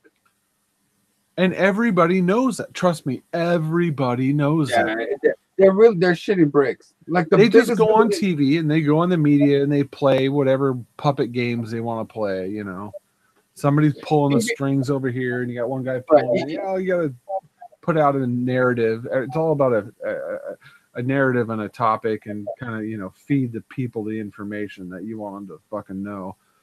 Essentially, what we're saying is that even the biggest bully on the block has usefulness. But we're talking when it comes to nations, we're talking about lives, right? Right. Human beings. Right. At the end of the day, human beings are just candy. Think about this. if we weren't in charge of the world and some crazy fucking dictator psycho case was, what do you think would be going on? We'd be still in the Stone Age. There would be no internet or cell phones or satellites or fucking electric cars or any of that. Because he wouldn't allow that to happen. He wouldn't allow people to. He wanted to be slaves. Yeah, generally most dictators they just want to like rule their own nation. Yeah, they're not trying to like take over the whole world. Then you could get into like the whole myth about like Hitler and how we were told the propaganda that Hitler wants to take over the whole entire world. He wants to take over the whole entire world. He wants to become ruler of the whole entire world. No, he didn't. Hitler only wanted to take over a certain part of the world, not the whole entire world. So, I mean, there's propaganda on every side. I mean, we were actually, Hitler was misunderstood, right? He was Hitler actually, in truth, Gary, in truth, I know this is gonna, guys, for the audience, this is gonna sound like shtickler, but in truth, Hitler was really he was literally misunderstood. I remember we were told that he's gonna take over the whole entire world. He's gonna take over the whole world. Right? All Hitler wants, he's gonna invade America with all the hot blondies. Bring him over. What's Hitler gonna do? He's gonna invade America with all his hot blondies. Bring him over. Gary needs a hot blonde. Bring him over. Sure, come on over. Bring your bunt cake. Come on over. Invade us. But this is the mantra. We got to fight Hitler. We got to go into World War II. We got to stop Hitler. He's on a rampage. If we don't stop Hitler, he's going to take over the whole entire world. I mean, we just wanted Europe, right? It's a clown show. Hitler just wanted some McDonald's. That's all he wanted. He just wanted some McDonald's. They didn't have McDonald's. We have to stop the Japs. We have to stop the Japs. The Japs are going to take over the world with Hitler. No, all the Japs wanted to do was take over parts of China. The Japs make better shit than the Chinese. So let them take over. Who cares? They make fucking Toyota and Honda. What the fuck do the Chinks make? The problem is part of our history is that we don't let the smart people take over. We let the dumb ones take over. What's the worst thing Hitler can do? Invade America with a bunch of blondies? Blonde hot chicks? Who cares? Listen, the Japs were the most successful because they took out, whatever it was in Hawaii. Well, look, the Japs and the Chinese. They've been enemies for a long, long time. Like every now and again. No, I'm talking about attacking America. You know what I mean? Oh no. Well, the Japs were very smart when it came to like China stuff. Like every now and again, the Japs would invade China and like massacre 300,000 people, and the Chinese couldn't really do anything about it. So, but who cares? It's just, but it's like it's a freak show. It's a clown show. Or actually, really, Hitler was really misunderstood. All he wanted to do was take over parts of Europe. That was it. But he wasn't going to invade. Well, he's going to take over Australia. He's going to take over Cambodia. He's going to take over China. Didn't they lose a war because they ran out of oil? Like the problem with the Germans is that they spread themselves way too thin. Yeah, they overextended themselves. They were very, very, very, believe it or not, the Germans were very, very, very, very close to winning that war. We literally almost lost that war. They came so close to winning. Unfortunately, they ran out of fuel. They had problems with the pipelines. Their pipelines were destroyed. But yeah, I mean, look, all they wanted to do was just take over parts of Europe. And that was it. Look, if Hitler, look, I know this is horrible to say, but if we would have let Hitler win and like took over parts of Europe, Europe would probably be in a better shape today than what they are in now. I mean, look what does the Europeans have? They have the EU, they have the euro dollar, which is the euro, which is a piece of shit. Well, You have that's a globalist agenda, is the EU. we have Europe has enclaves of like undesirables. They had the refugees. They have all these crises. You know, Hitler would have said, "Look, guys, I'm taking over. We're gonna make the country. We're gonna make Europe better. We're gonna put up blockades. We're gonna drive out the undesirables." They'd probably be in a better shape today than they are currently now. So who cares? You know, let him win. Who cares? It's not like he was never really gonna attack us. He was never a threat to us. But no, we had to stop the Japs. We had to stop the Japs. We can't let the Japs take over China. Well, the Japs attacked us. Yeah, yeah. I don't know why that was a very a bad idea for the Japs to attack Pearl Harbor. Yeah. But had the Japs not attacked Pearl Harbor, we would have probably left them alone. And like, if the Japs want to like invade and take over China, who cares? Let them do it. Who cares? Let the Japs take over China. And all those kamikaze dudes were on fucking heroin. They were like high out of their mind, you know. Yeah, crashing. I mean, I don't know, man. Boats. The worst thing that the Japs did is like is like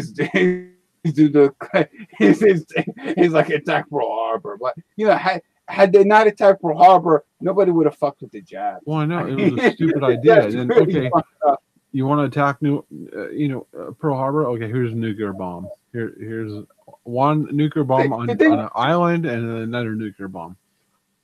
See, America didn't really. America during that time never really gave a shit. When the Japs would like invade China and break their border and like go into China and like kill 300,000 people in a day, America never really gave a shit because all the Japs were doing was just killing Chinese. But when they started to attack America like Pearl Harbor, oh, now we got a problem with the Japs. But before that, no one gave a shit. See, Gary's people, man. I'm telling you, Gary. I don't know. I mean, Gary's people were so close. I mean, they had everything. They could have had China. They could have had Southeast Asia. They could have had everything. They could have had China. They could have had Southeast Asia and Asia all to themselves if they only not attacked the United States. The Japs right now could have been ruling China. No. God damn it, Gary. Why? God damn it, Gary. Why weren't you born back then to tell the Japs, look, guys, America won't fuck with us. If we can do whatever we want. If you want to kill 300,000 chinks in a day, America don't give a fuck. Hey, Valium, if you're in here, unmute yourself. God damn it, Gary. Well, why weren't you born like during 1942 to forewarn the Japs? Don't attack Pearl Harbor. You can do whatever you want in Southeast Asia. America don't give a fuck. You want to take over the Chinese? You want to take over the chicks? You can do it. Just don't fuck with us. Well, it's like one of the worst moves in military history, isn't it? Attacking Pearl Harbor. Damn it, Gary. Why couldn't Gary be born in 1942 to forewarn the Japs? The Americans took two little nukes, bombed us. Now we got Godzilla, Hello Kitty, and anime. You know, and that's true. And I think Godzilla is a euphemism for America. I'm telling you, I think Godzilla is a euphemism for America. Nuking their ass. Because what does Godzilla do? He always attacks the Japs. He never attacks the Shades. He never attacks the Shades, the Gooks, the Slowbacks. Godzilla has a problem with the Japs. But God damn it, man. I'm just going to talk us. I don't have a time machine. I can't go back in time, reconfigure the planets and the astrological charts to see to that Gary gets born prior to Pearl Harbor and to forewarn the Japs.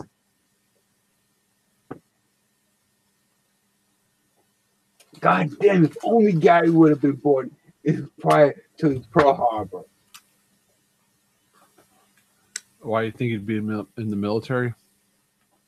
I mean, look, Gary was born in America. He joined the American Navy, but if only we can go back in time and forewarn the Japs. Don't fuck with Pearl Harbor. You'll be okay.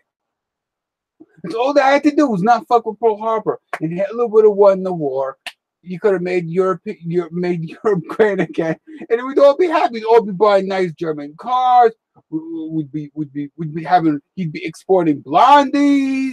Not the brownie types, and it would be great. Yeah, but after we nuked them, we had to rebuild the country. That's why they have Toyota and Honda and all this other bullshit. That's right. Sony and right. Samsung and Magnavox. We paid for all that shit. We had paid for their military. We have to pay for their defense. Right. That's right. After the Marshall Plan, after World War II, we created the Marshall Plan, and we went back to Europe, and we rebuilt. We rebuilt Europe after we demolished. Well, and Japan. Right, and even the Japs too. That's why they have the Hondas and the Toyotas that we buy now. Right. So that's like the Jap reparation. So let me ask you this question. If they didn't attack us, would they still be making Hondas and Toyotas? Or was it our influence and money that allowed them to create those cars? The opportunity to make those and the technology to create them. Oh, see, what the Japs did, they actually learned how to make cars from us. They came to America, they studied the way we make cars, and they said, we can go back to Japan and we can make cars too. And all that technology of like building cars and shit like that, they got those technologies from us. We actually taught them how to make cars. So the Japs went back to Japan and started making cars. But I gotta say this for the Japs though. It took the Japs a long time to actually make good cars. Because I remember in the 80s how the Japs made really shitty cars. So it took a while for the Japs to learn how to make good cars. But all that infrastructure that the Japs have now, the assembly line, all that shit, they learned that from us.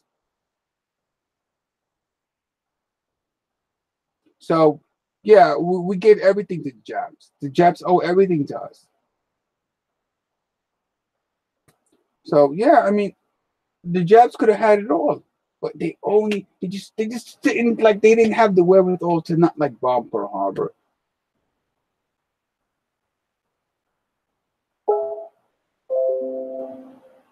I mean, just think what could have been. Just think what could have happened. I mean, so much wasted opportunity. So much wasted opportunity.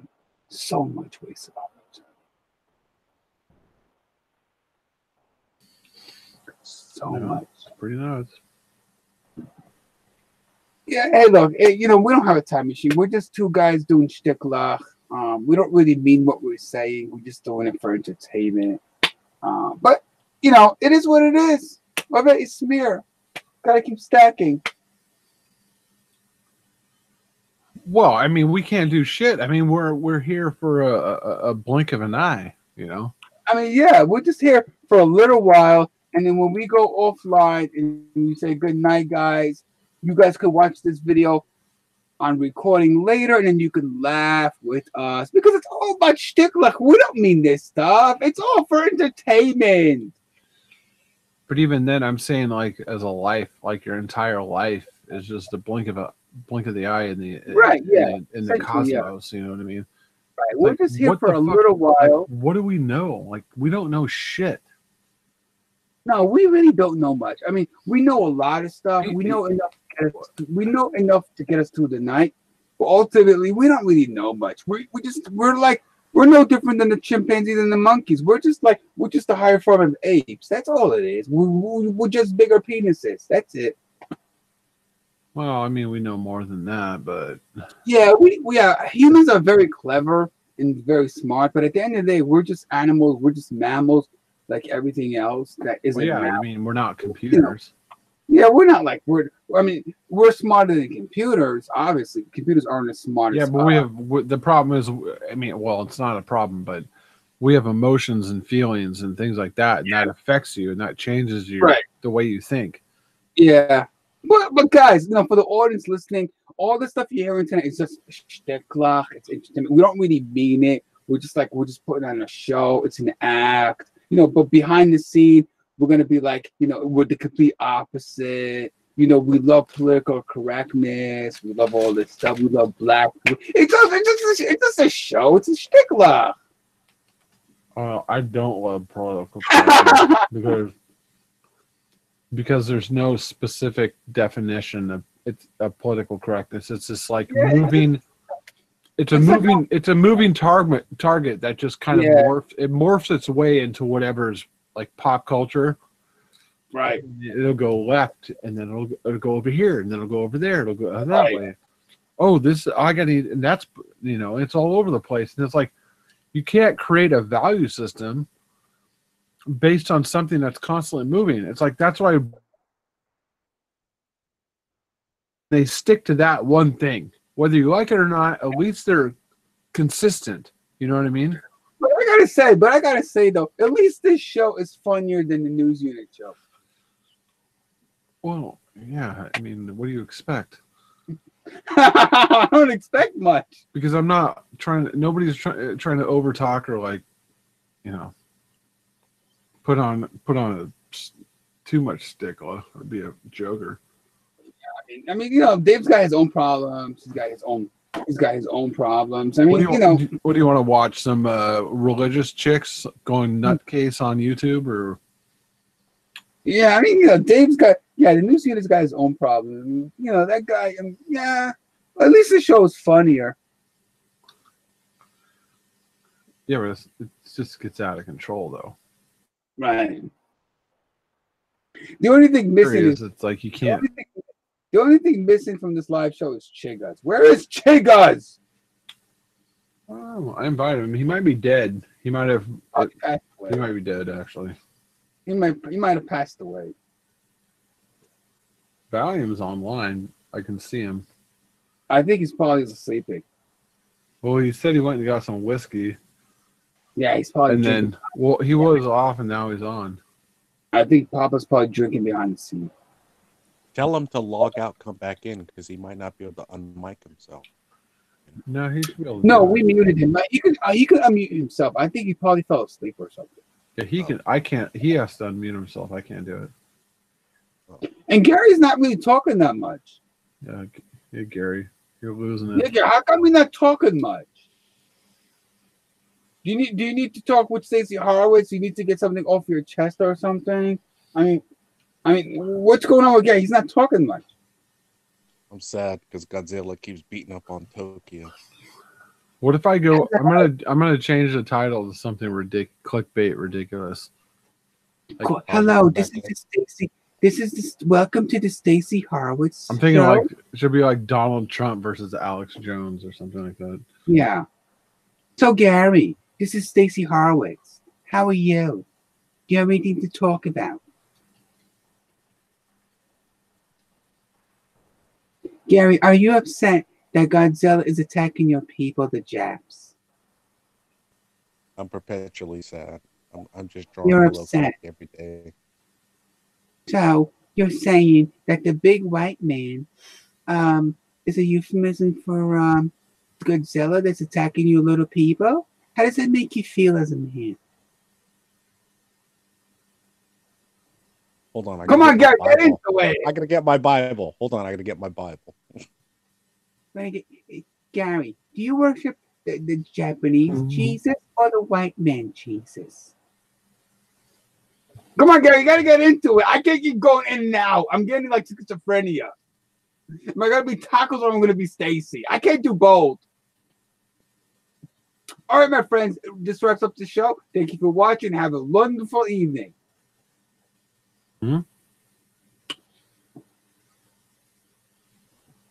I guess I ran out of stuff to say. No, you didn't. Hold on for a second. I changed the title to Alex Jones versus Rogan Live. All right, that should get some heads. So I guess we got to talk about Joe Rogan or Alex Jones. No, I said Rogan, not Joe Rogan. Oh, Rogan, you mean like the hair transplant? Well, thing? no, I'm trying to not put specific names. You know what I mean? Like it could be, you know, you're talking about Joe. No, I'm not talking about Joe Rogan. I'm talking about Bill Rogan, Bob Rogan, or Dick Rogan. You know, like what's up with Alex Jones? He looks like he can use some Rogaine. Well, he was on Rogan's show 2 days ago for like 5 hours, dude. Wow. And they went, yeah, it was pretty intense. It was pretty intense. It was like an orgasm. It was. X-Lax Jones fighting a globalist. He's talking about like interdimensional beings and like they know what we're doing. They see us. They programmed us to be here. They can see you through the light bulb in your head. They see us through the lens and the interdimensional beings that are coming after us. They know what they're doing. They know what they're doing. The globalists in collusion with the shifters and the reptiles the shapeshifters. Shapeshifters are making a pact with our globalist leaders for the struggle for humanity. Humanity needs to rise up and fight the global and the new world order and bend in collusion with the Homo sapiens and the shifters and the reptilians and the Lyriarians. We have to fight the global. My friend, get your Berkey water filter supply right now, because by you fighting, we are fighting the info war. It's the info wars for your mind. By supporting our show, by supporting our brand, we are fighting the global and the shifters and the reptiles and the Biabis and the Homo sapiens. I just want to be honest here. You know, I don't really know what's going on, but I heard people talking, and I have sources. And sources are telling me that this is what's happening, and it's coming down now. It's happening right now, and it's going to happen. It's coming down. It's going to change ever since. It's happening right now. It's behind the scenes. You don't even know about it. I just got government documents. Government documents. I know the plan of the globalists. Secret government documents. They are turning the frogs gay. They're making the frogs gay as a secret government experiment by the globalists to turn you gay. It's a conspiracy. It's an experiment to turn you gay. But making the frogs gay is an experiment to make my friends buy my product. If you buy my water filter, you can filter out the gay. Did you hear about Facebook? Frogs. Did you hear about Facebook? Facebook deboosting Facebook. Do you know what deboosting is? No, I don't know what that is. Deboosting is when somebody becomes popular and they don't like them, so they deboost them in the algorithms so they don't pop up and nobody finds them, so they can't be monetized. Facebook is deflapping us. It's my friend. Facebook and the globals in the new world. They want to kick us off the air. They don't want to let you know the plans of the government and the secret government globalist jockey to turn the frogs and you gay. It's a conspiracy, but it's not a conspiracy because we know about it. And we have the intel. Get my water filter. It will filter out the globalist plan to turn you gay. What's a power player globalists that are controlling the world, and the interdimensional beings are playing mind control on us? There's 11 dimensions that we know about. There's probably a 12th one, but there's only 11 ones that we can show right now. And it's coming down to a situation where the power players are going to come, and they're coming for you, and they're coming for your kids, and they're coming for your job, and they're coming for your lives. So you're going to turn into slaves. You're going to turn into robot slaves, and you're going to be the slave of the fucking globalist agenda. Secret satellites on Mars and the moon, beaming information, beaming the info into your brain. They are sending secret subliminal messages into your brain from planet Mars and the moon. They have probes on the moon, a special satellite on the moon, sending signals to your brain to turn you crazy. They want you to make you think that you are a conspiracy and a crazy nut When we have the secret government documents to turn you into a psycho. Well, I don't know if you know about this, Tacos, but there are secret bases on the moon that are currently spying on us. And it's a non-government activity. There's no control over it. Anybody can do whatever they want. Nobody can enforce the laws with these people. They can do whatever they want. And they're looking at you right now. They're looking at me. They're looking at you. They're honestly have a camera on your face right now. They know it. They're watching you, literally. Secret government documents. We have the intel. Secret government documents to spread the zombie gene. They want to turn you into a zombie. These Hollywood movies about zombies is controlled up, and they're gonna make us. They're gonna turn us into zombies. They have secret government viruses being injected into them. Yeah. It's a secret society. They've been having it's a sex slave operation, is what it is, and they've been doing this for years. It's ingrained in the pagan rituals that go back thousands of years. They can't control themselves; it's out of control, and they're coming for you, and they're coming for your children, and you're gonna wake up, and you're gonna be on a different planet. That's what's gonna happen. Secret government, we have the secret, and the secret government documents were released. The secret government's plan to shrink your penis and turn it into a clitoris and make you into a womanized, feminized man. If you buy my water filter, it will filter out the chemical to turn your penis into a clitoris and make you into a feminized male. Damn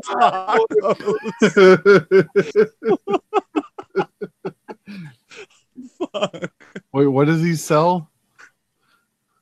I don't know water filters. I don't know. These water filters will save your life in the event of a nuclear apocalypse. This is all you need. You can go down to the nuclear water river, and you're gonna pour it right into it and drink it right into your mouth, and you'll survive. You'll be the only one left. We have secret government documents. They are putting poison in that toothpaste to make your teeth fall out so you can go to the dentist and get denture. Secret government documents put into the water supply to make your teeth fall out. So you have to go to the dentist and get yourself some new set of teeth. Get my special toothpaste that will fight the government secret plan to make your teeth fall out. For a limited time only, buy my brand new t-shirt, InfoWars in your face, for $39.99. The infotainment war is fighting new global for your infotainment. We are fighting for your right to get cookies.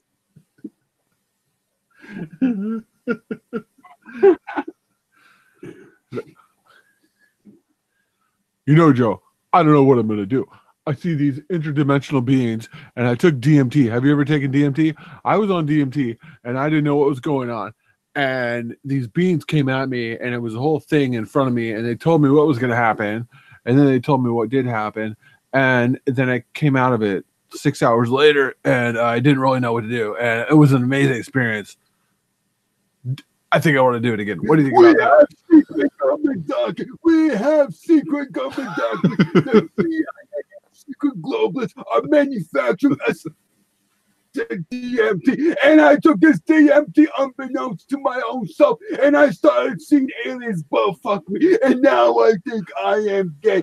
Get your DMT supply now, free of help me out. How are we gonna sell this? Try to I'm getting discombobulated. Yes, by some DMT aliens. Oh, fucking tacos. You're so fucking funny. Oh. Would you like a tobacco cigarette? Oh yeah, it's tobacco. Is it tobacco? Yeah, it's tobacco. Would you like a tobacco? Okay, I'll take a tobacco cigarette. Oh, this is good. Uh-huh. God damn it, I took the government lace DMT and my ass still hurts all the fucking I got. Oh, man, smear. Don't let this happen. We're fighting the infotainment war for your brains.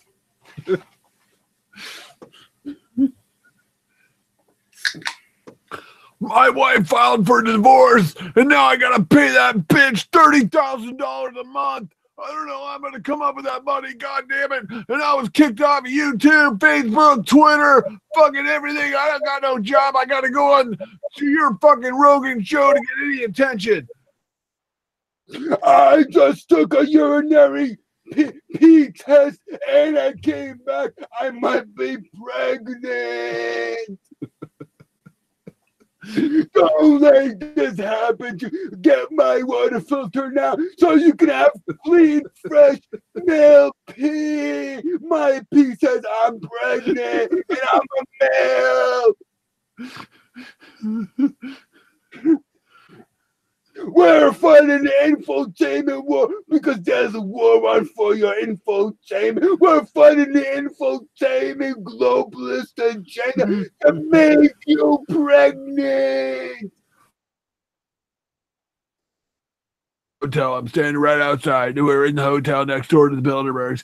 And when they were coming in, man, somebody pulled the fire alarm and they forced us to evacuate. That was a staged event. They did that to us to force us out so we couldn't put our cameras on them. It was a fake event. They pulled the fire alarm. They knew we were there. And they knew they didn't want us to see the fucking Bilderbergs going into the goddamn fucking building. And they know what's going on. We have secret intel information infotainment documents of the globalist plan to create fake snow. Secret government document to unleash fake snow on the planet to cover up for global warming with fake snow. Secret government document, fake snow. Well, there were giant human beings. They were 20 feet tall 10,000 years ago. And I've seen the skulls. They're in Egypt. And the skulls of the giant human beings were there, and they don't want anybody to see it. They won't allow me to see it. Superior beings that came down and controlled the world, and they are the people that created us, and they know what they're doing. They don't want to tell us who they are.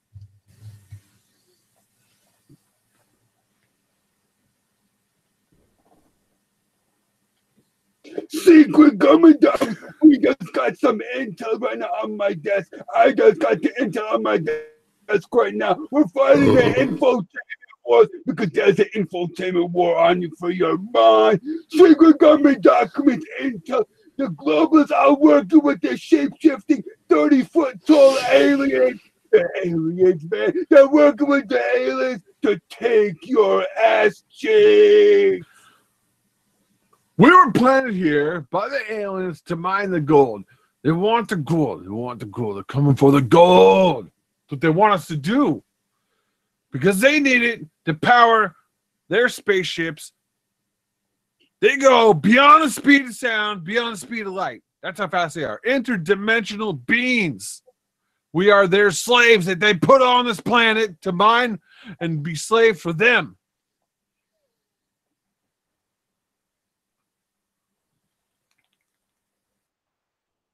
Secret government documents, my friends. I just got the intel right now on my desk. There's an info war. There's an infotainment war for your mind, man. Secret government documents. The government tried to install the government, the secret government, and the globalists tried to implant my brain with a chip. But I went to the doctor and I had an X-ray, and I found the chip implanted in my brain, and I took it out. Secret government documents, man, of implantation of brains, man. Buy my tinfoil hat, man. Put it around your head to prevent the government from putting chips in your head, supplements. Man. These supplements will.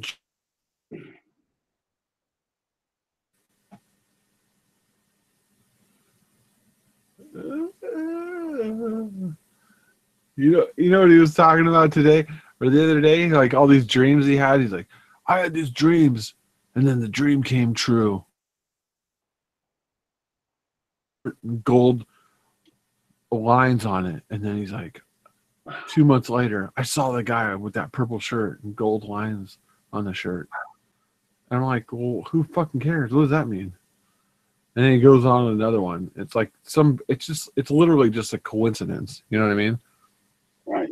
Like you could have a dream of anything. Like, oh, I dreamt I was driving a Mustang 100 miles an hour down the freeway. And then 2 days later, I see some guy driving a Mustang 100 miles an hour. Well, you know, what is it? It doesn't mean anything.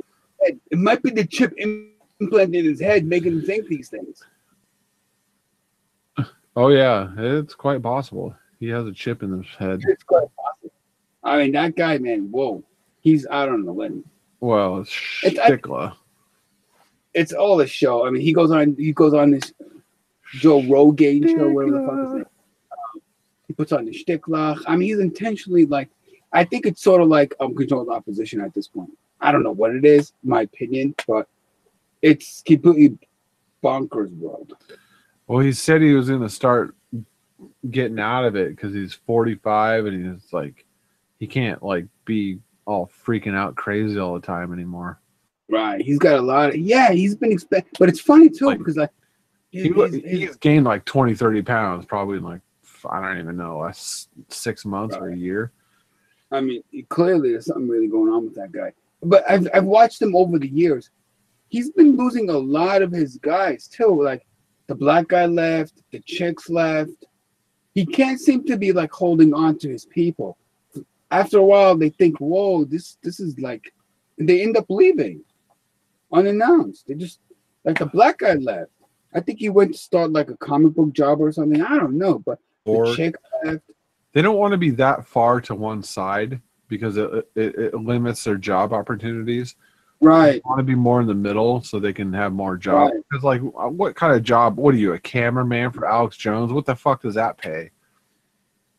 Doesn't pay shit, dude. But if you, if you want to be a cameraman for CNN or have some whatever production job somewhere else, but if you have some hardcore opinion with Alex Jones and you just blackballed yourself. Well, that's true too. But I think this is completely speculation on my part. 100% speculation on my part. I don't know if this is true or not. I can neither confirm nor deny the accuracy of any of these statements. But I think behind the scene, if these people who are probably working for Alex Jones decide, you know what, they want to go on to other things and to get a job with like the mainstream or something, they're probably more likely. I don't think they would be banned from getting a job with these other people. I think at the end of the day, I think people kind of get it. Yeah, we understand. Yeah, we get it. We get it. Sure, you can get a job. Yeah, I don't think these people are like fully like out of the job market. I think a lot of it is like people kind of like get it. Yeah, we understand. We know what this is all about. Nobody, I don't think anybody from the Alex Jones camp will ever end up, starving because they can't get a job in mainstream. No, but like I think a lot of people kind of like when you come out and you're hot and heavy, like at the beginning, people really gravitate towards you. Right. And when it's the same after 10 years, then people are kind of like, yeah, I know what he says. I know what he's gonna say. I don't pay attention to him anymore. And then, like people fall off because they're like, well, I know what he's gonna say, Right. I want to find somebody new. Right. But those guys, I mean, the Alex Jones his crew, they can, if they decide to quit Alex when they just get a job somewhere else, it's my personal opinion. Like I said, I can't neither confirm nor deny the accuracy of any of those statements. But they're not going to be hard up for a job. People get it. It's like a lot of it, I think it's like entertainment. They get it. They understand. They know what it is. They get it. So it's like there's nobody's going to get blacklisted on that in that front. No, I think probably, he's like, it is. It's not. It's things aren't always what they seem. Is what I'm saying. I mean, what do you think he is? Do you think Alex Jones is like 75% just entertainment value? Or? I think it's probably a lot of it is like showmanship. A lot of it is like a shtickler. It's his routine. It's his bit. It's what he's known for. And I think a lot of these other guys, they kind of get it, and they know what it's really about. And yeah, I get it. There is some like deep platforming and shit like that. I understand that part. But at the end of the day, I think a lot of it is like it's entertainment. I think. But yeah, I don't think he started that way. It just kind of ended up that way. Yeah, I think over the time, I think the invention of Alex was like it was like a work in progress, where over the years he said, hey, wait a minute, you know, if I act a certain way and I put on a shtick and I rant and rave, hey, this works. This is what people like. And I guess over time he perfected his style. There's no way, in my opinion, that could be real. There might be some truism in what he's saying, but I think at the end of the day, it's all about delivery. It's showmanship. I think. Well, I've done it's no different than what anybody does on Fox or CNN or fucking whatever channel. Yeah, it's all entertainment. Yeah. I mean, they might lean one way and have an opinion some certain way, but you still have to like dress it up, you know, to get people's attention. Yeah. At the end of the day, it's all marketing and it's all about money. Who can generate the most money? Like I've done that too, where I've gone live with Dave and I put on a complete act where I acted like I was all pissed off, ranting and raving. That was all an act. I mean, that's not real. Although the things I would say is true, it's truism. I mean what I say in most cases, but a lot of that stuff, the ranting and raving and yelling and screaming, a lot of that just for show. Yeah, it's like not in a sense it's fake outrage, but it's not fake. It's like just it's like it's just drama. It's all in the delivery. That's all it is. And it's that's like an infomercial. You know, you want to talk about like fluoride in the water. I mean, you can talk about it rationally, or you can rant and rave about it.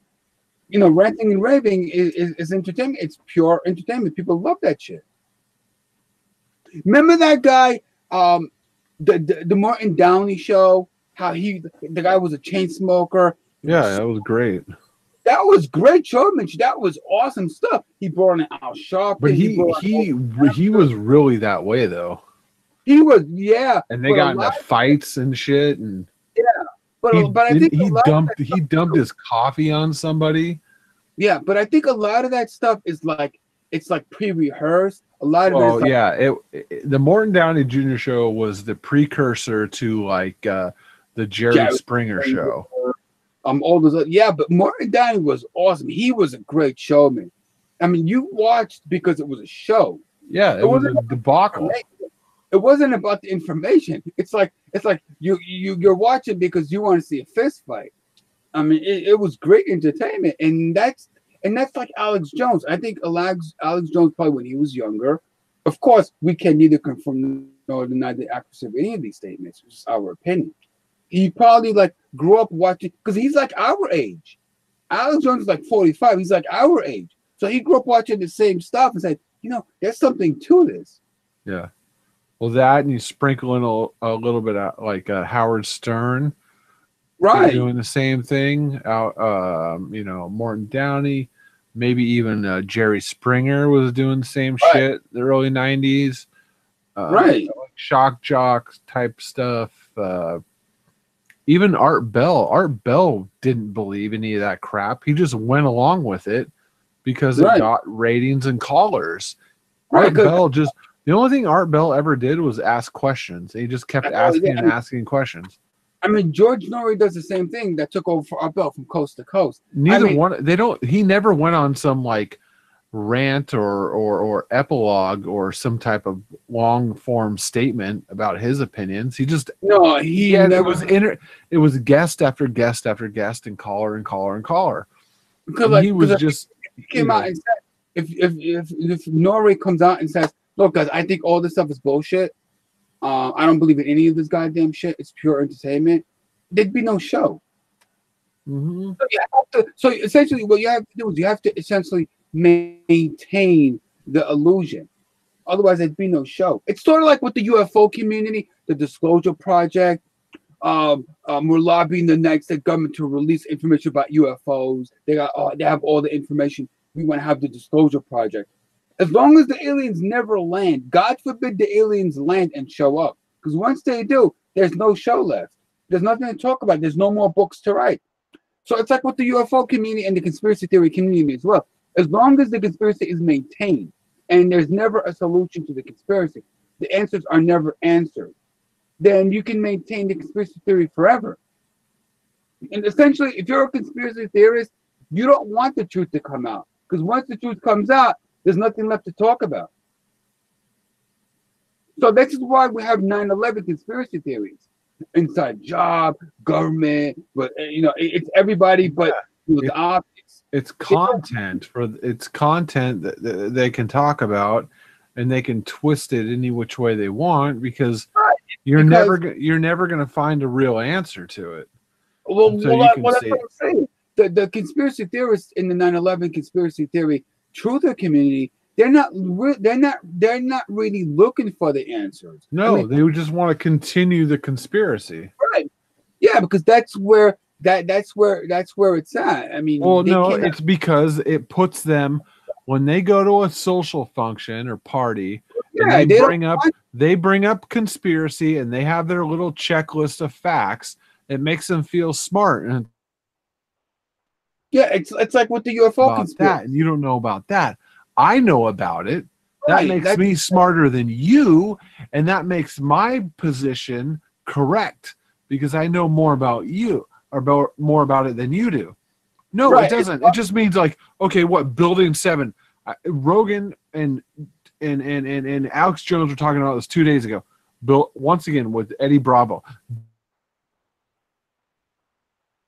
Out of nowhere, it fell straight down. They said the firefighters and the cops and everybody showed up and said, get the fuck out of here. This building's going down. They fucking blew it up because it was so structurally that's messed up that they had to. Otherwise, it was going to fall over and kill people anyways. Right. And there was a huge fucking diesel fire in the basement underneath of it that melted everything.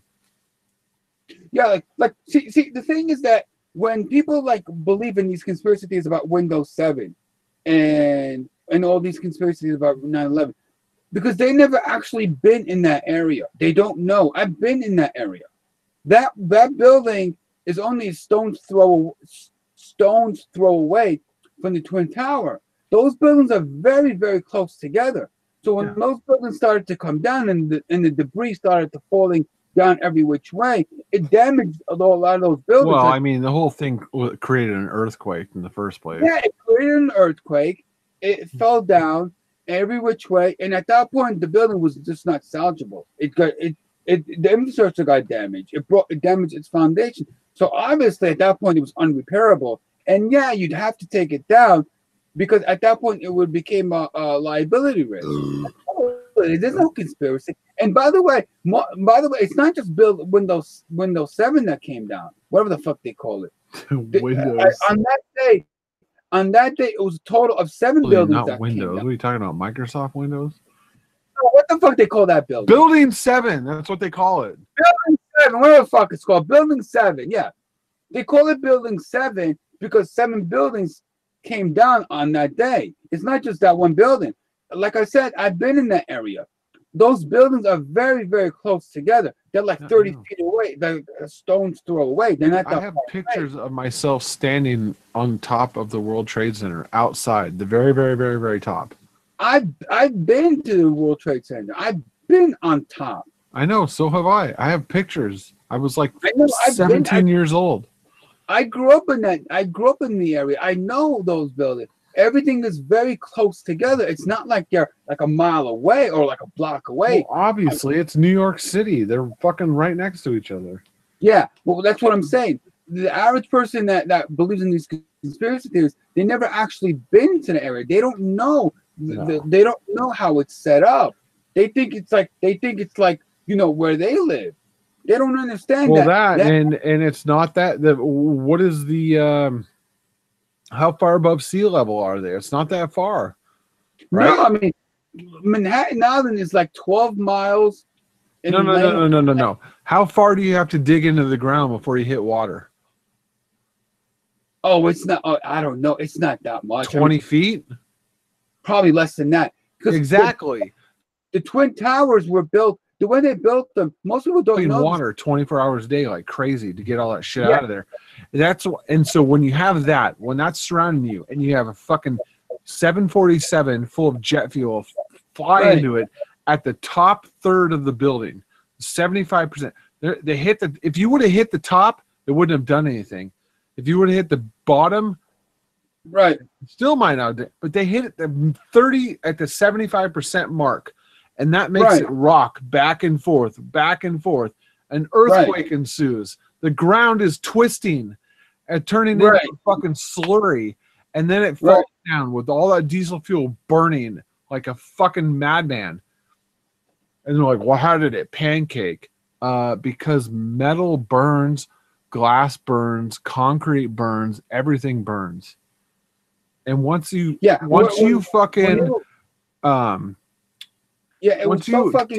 the integrity of the structure, once the integrity of the structure has been compromised, then it goes down. Okay. Yeah, essentially, yeah. It's like, you ever play Jenga? You know the game Jenga? Yeah, that's all it is. You take the wrong block out of the bottom, the whole thing falls over. Yeah, essentially the same thing.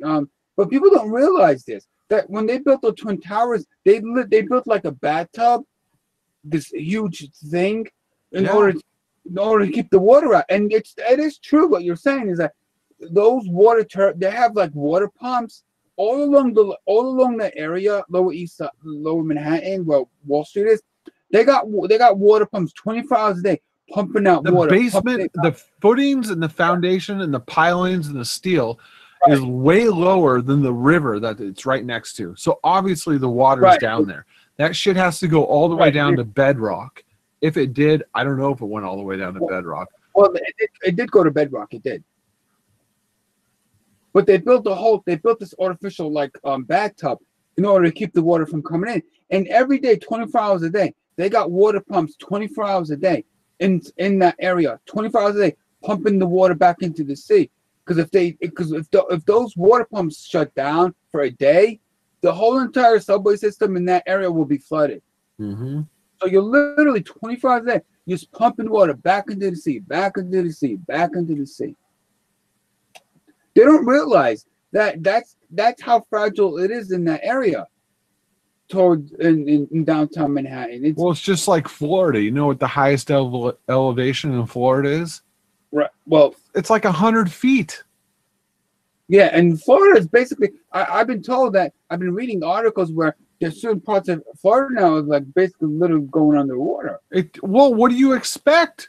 It's a fucking. It's like a sandbar. That's all it is.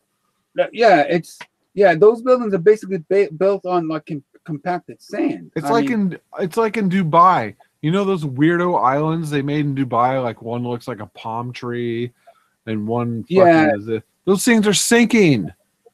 Yeah, and I have to keep adding. It's like, well, duh, they're sinking because all you did was pile in sand into the ocean. Yeah, Florida is not built right. It was never meant for this. They just overbuilt. It's a fucking island. It's like Gilligan's Island. It's a tropical island. It's Gilligan's Island. That's all that shit is. I would rather live in Hawaii than on Florida because Hawaii's got volcanic rock. It's got a real foundation to it. Yeah, Florida is sand. Yeah, Hawaii is a goddamn volcano. That's true. It's all compacted sand down there. That's why a tornado comes through and wipes out Florida, a hurricane comes through and wipes out Florida because it's a fucking bunch of sand. That's all it is. It's just compacted sand. That's it. You're right. I mean, you cannot compact sand. Technically, I mean, you can't compact it like other things. I mean, there's no bedrock down there. No, I mean, what are you gonna do? Go down 1,000 feet or something? You really can't. I mean, New York City got got bedrock. They only need to drill like 30 feet. But yeah, it's not gonna happen. Yeah, a lot of these things, a lot of these conspiracy theories that people believe in, is because they're ill informed, but just basic understanding of how things actually work. Well, it's one of two things. They're either ill informed or they have an agenda and they don't care what the truth is. Well, the useful idiots are basically they're just like the useful idiots. But I think a lot of the conspiracy theory creators of the conspiracy, I think they know what they're doing. I think they know what they're doing. They are, as long as they are the ones who are controlling the narrative of the conspiracy theory, as long as they are in control, they definitely know what they're doing. It's like with religion. You have the cleric, you have the top imam who like controls everything in his environment, in his village. As long as they maintain the order and the control, you're good to go. That's all it is. It's all a clown. It's a clown show. That's all it's just a show. All life is a stage. That's all it is. It seems like people are getting easier and easier to control nowadays. See, the thing is that because life is technically boring. Nothing really ever major happens. No major asteroid. You had to survive. Back in the day, you spent all your time trying to survive, whether it was food or fucking shelter or fire or keeping the kids alive. That was 100% of your time. But now today, that's like 0% of your time. So what's everybody do? They stare at their phone. They stare at the computer. They stare at their TV because everything else is taken care of. They go through McDonald's. They go to the store, get a fucking pizza, and put a movie on for their kids. Babysitter at fucking schools used as a babysitter. They don't have to worry about They don't have to worry about There's way too much free time.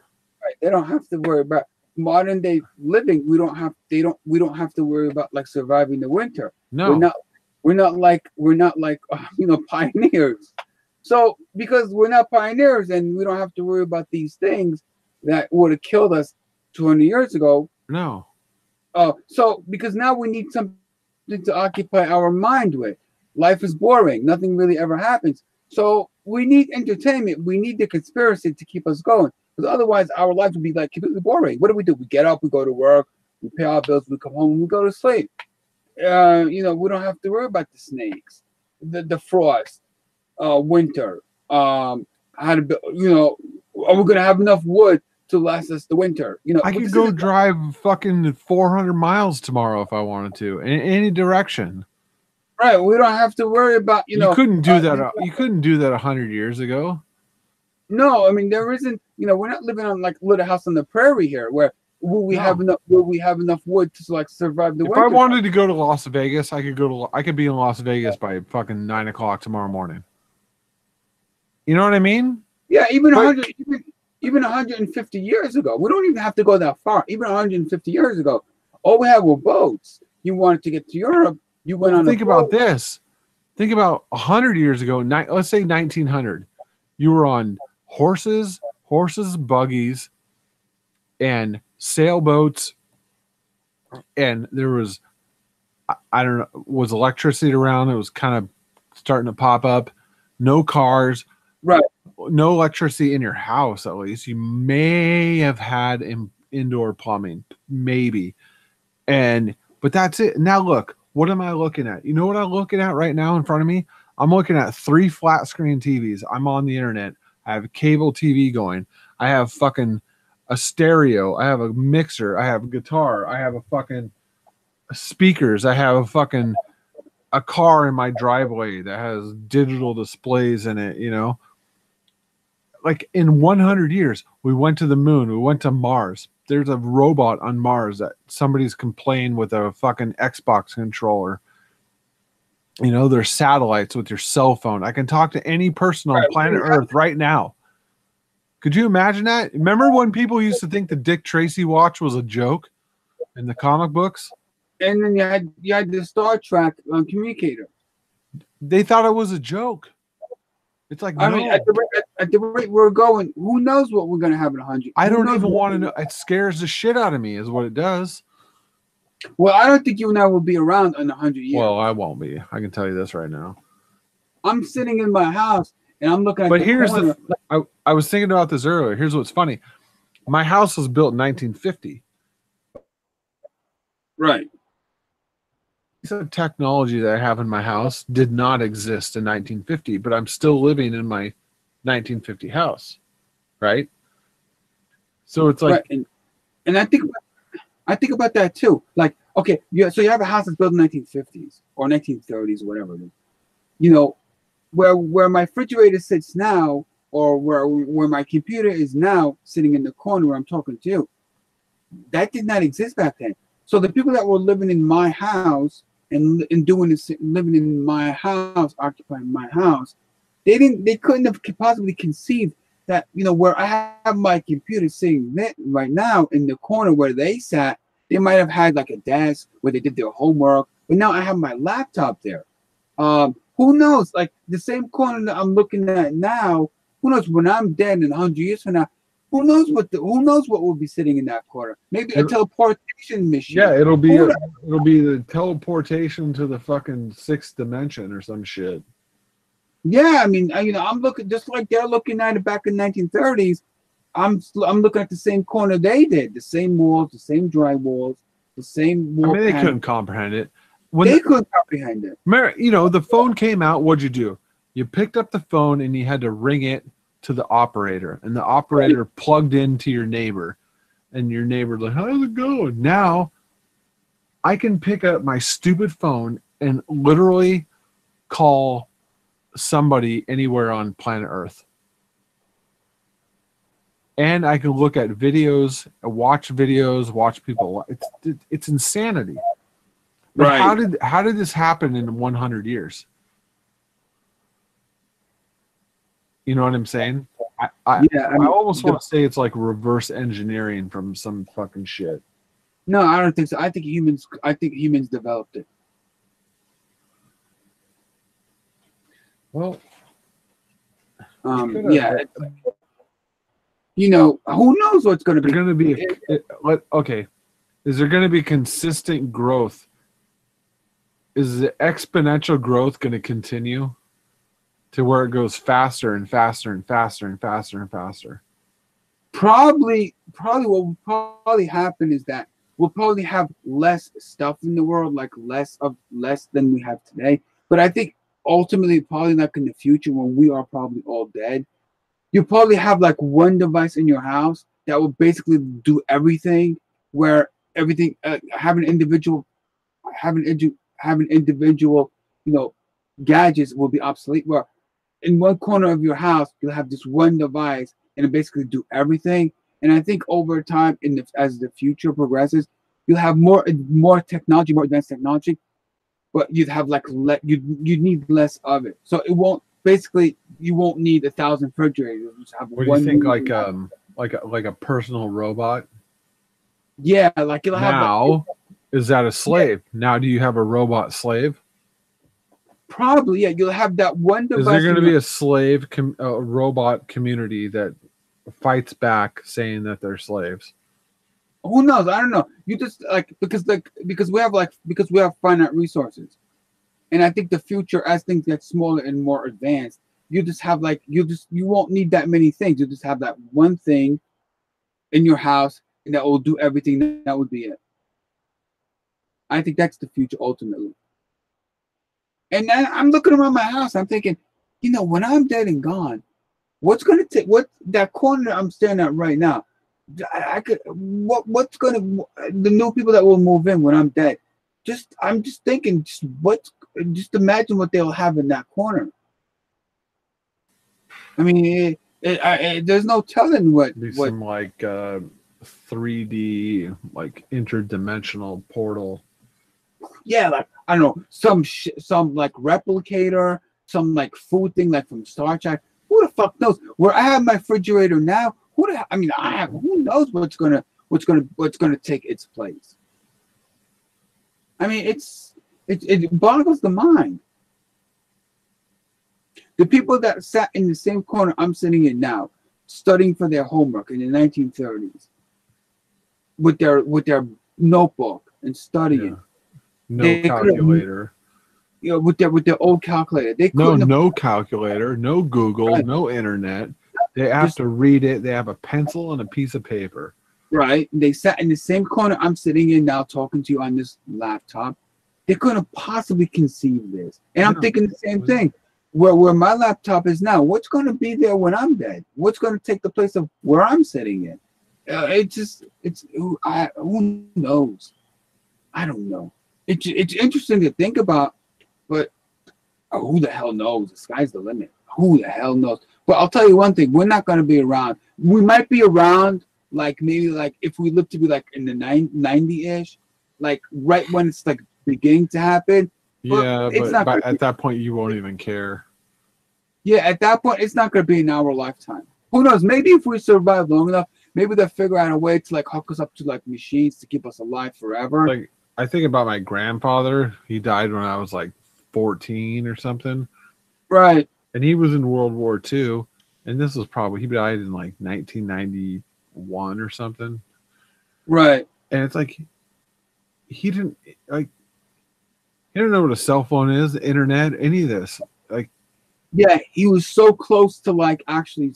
He was like 10 to 15 years away from like seeing this crazy technological advance changing the world shit, but he never saw it. And it's like, that could be us, you know, like you're so close to it, but you don't know it. But if you did know it, it would change your life. It would probably blow your mind, you know? Right. We'd be, at that point, we'd be too old.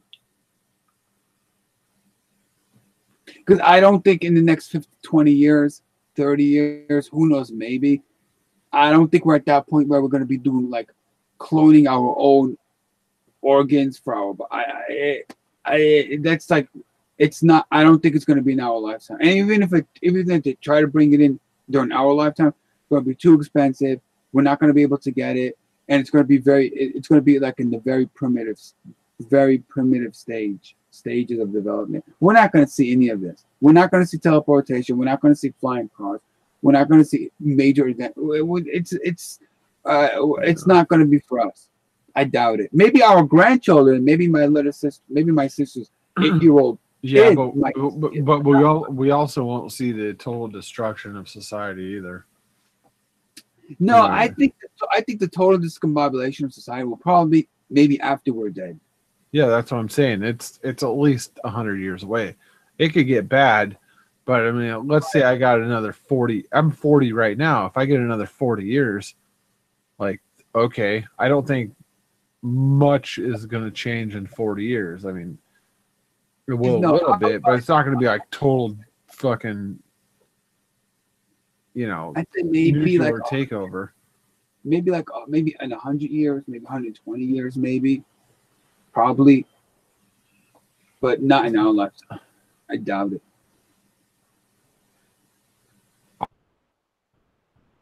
So we don't really have much. All the technology. Yeah, technology is. Who knows? I mean, who knows what they'll have? I mean, where we destroy ourselves so much that we end up back in the Stone Age, and there's you have to just like now you're back at square one, right? Yeah, but now you're just back building wood houses and you got windmills and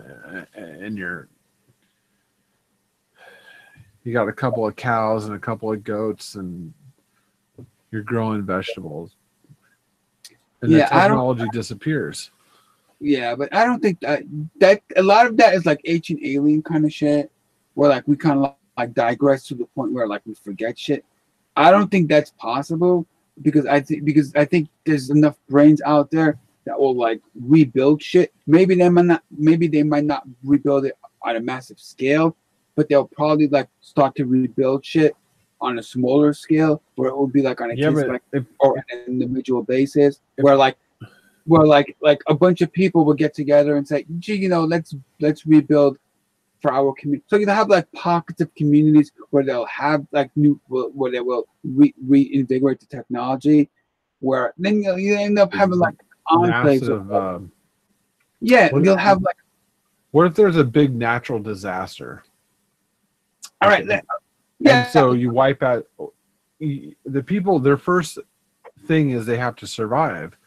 Right. And if you have a certain amount of infrastructure that's been destroyed, you can't just go say, "Oh, I want to get back into nuclear power." That's gone. You need to start fucking herding cattle and growing corn and fucking growing tomatoes. You can't worry about nuclear power. No, most likely, that's true. Most likely, what will probably happen is in a massive calamity like that, massive destruction, where like the really, really smart people will probably most likely survive, and anyone under, let's say, 100 IQ, they're not really going to survive. They'll just like fall on the wayside. They're just not smart enough there. So it will be like survival of the fittest. Well, then you'll have like the really smart people who know how to survive. They'll probably most likely survive, and they'll go back to like rebuilding. They might not rebuild like nuclear power plants like you're saying on a massive scale, but they'll start to build and rebuild infrastructure on a smaller scale, on a case by case basis. So you'll have communities where they have the good shit, and then you have communities where they have nothing, and then you end up having like the haves and the have-nots, and you have like it'll be sort of like The Walking Dead, where people will be like trying to survive to get the good shit. That could be in humanity's future. In a severe case, that would probably most likely be the scenario. And whatever technology is left over, and remember, technology never really goes away. Once technology is learned and it's inside people's brains and they know how to rebuild and restructure, that's not necessarily going to go away. Yeah, but you have to have the ability to rebuild it. Like, if you know how to build a fucking a brand new Intel chip, like you know how to build it. It's an insane factory that it takes to actually build it. Plus, all the scientists and engineers to build it. Just having the information doesn't mean you can build it. Right. Yeah, they might not necessarily be able to like go back to building like iPhones. But they'll be able to go back to building like electric generators and shit like that. So they'll be able to, they'll have the ability to like go back to like rebuilding the basic infrastructure. So you'll have electricity again and shit like that. But the major stuff, that'll probably take a longer time frame to like rebuild. But as long as the technology is still available, then they'll just like rebuild from scratch. But I don't think we'll ever see the Stone Age. But like I said, I think that's probably most likely going to be the future, where you'll have the have and have-nots. Yeah. Where communities will just like band together and say, look, we are community A, let's work together, let's fuck community B, let them do it themselves, we'll just work with each other. So you'll have like communities of like working together. And I think that would probably most likely be the future. And you just have like less people, sort of like the analogy of like The Walking Dead, which is a perfect analogy for a future situation where that's likely to happen. All in the realm of possibility, you see. Well, it's going to happen. It's inevitable. Yeah, it will. At some point, humanity will reach its breaking point. Whether the environment takes us out, Mother Nature, climate change, whatever the fuck it is, or some global catastrophe, where we'll start to see these manifestations start to express themselves. I mean, think about the dinosaurs and how big and badass they thought they were, Right. And they're gone. They disappeared. Right. It wouldn't take much. And the woolly mammoths, so where I live, North America, where I live up through Canada, 2 miles of ice straight up in the air, right where I am. 2 miles of ice straight up in the air. The ocean was 400 feet lower than it is right now. And so that created that big bridge from Russia through Alaska, and they could come down to North America. Then the meteor hit, Right. It And blocked it out came the- and it created these massive floods. It created the Columbia River, the Snake River, all the way down to the Grand Canyon, and then it pushed all of the Canada down into the Midwest, and that's where all the farms are, right?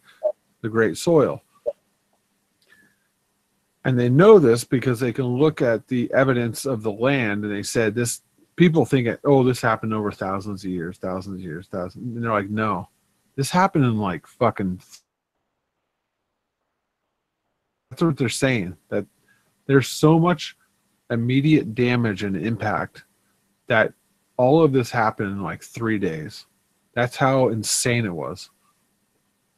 And that's why these woolly mammoths, when in the north, Alaska, northern Canada, Russia, you find them, they're all dead.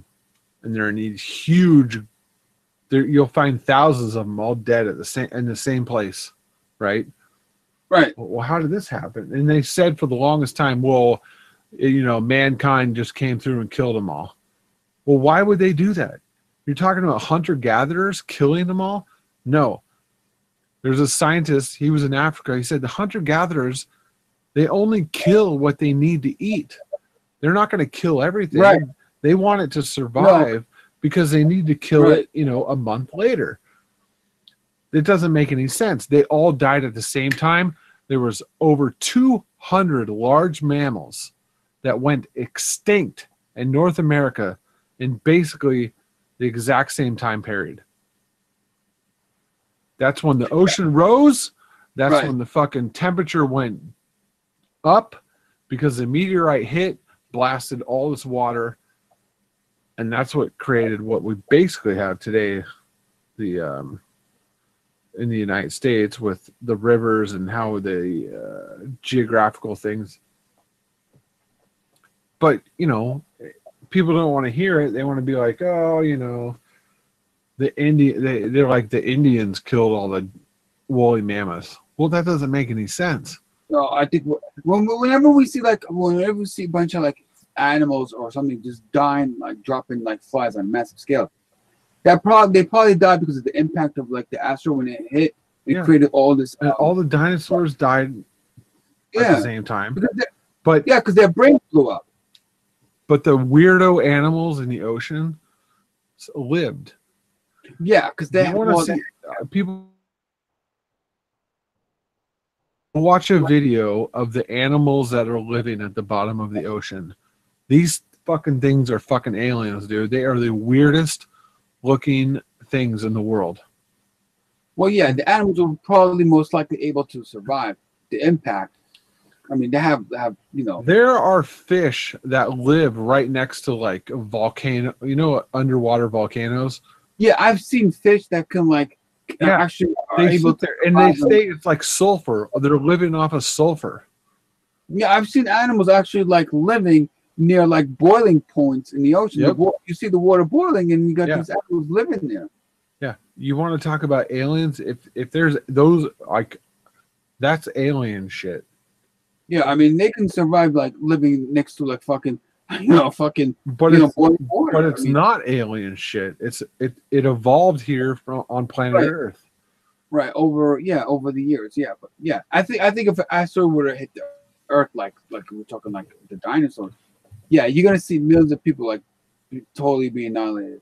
Oh yeah, it would be like hydrogen bombs going off every which way. Our brains would just literally blow up from the impact. Well, you wouldn't know it. I mean, yeah, we need a clearing. We need a good old freaking disease wipe through.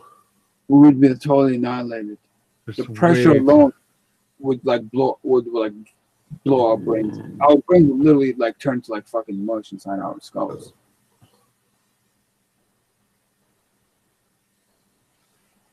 There's way too many people on this planet.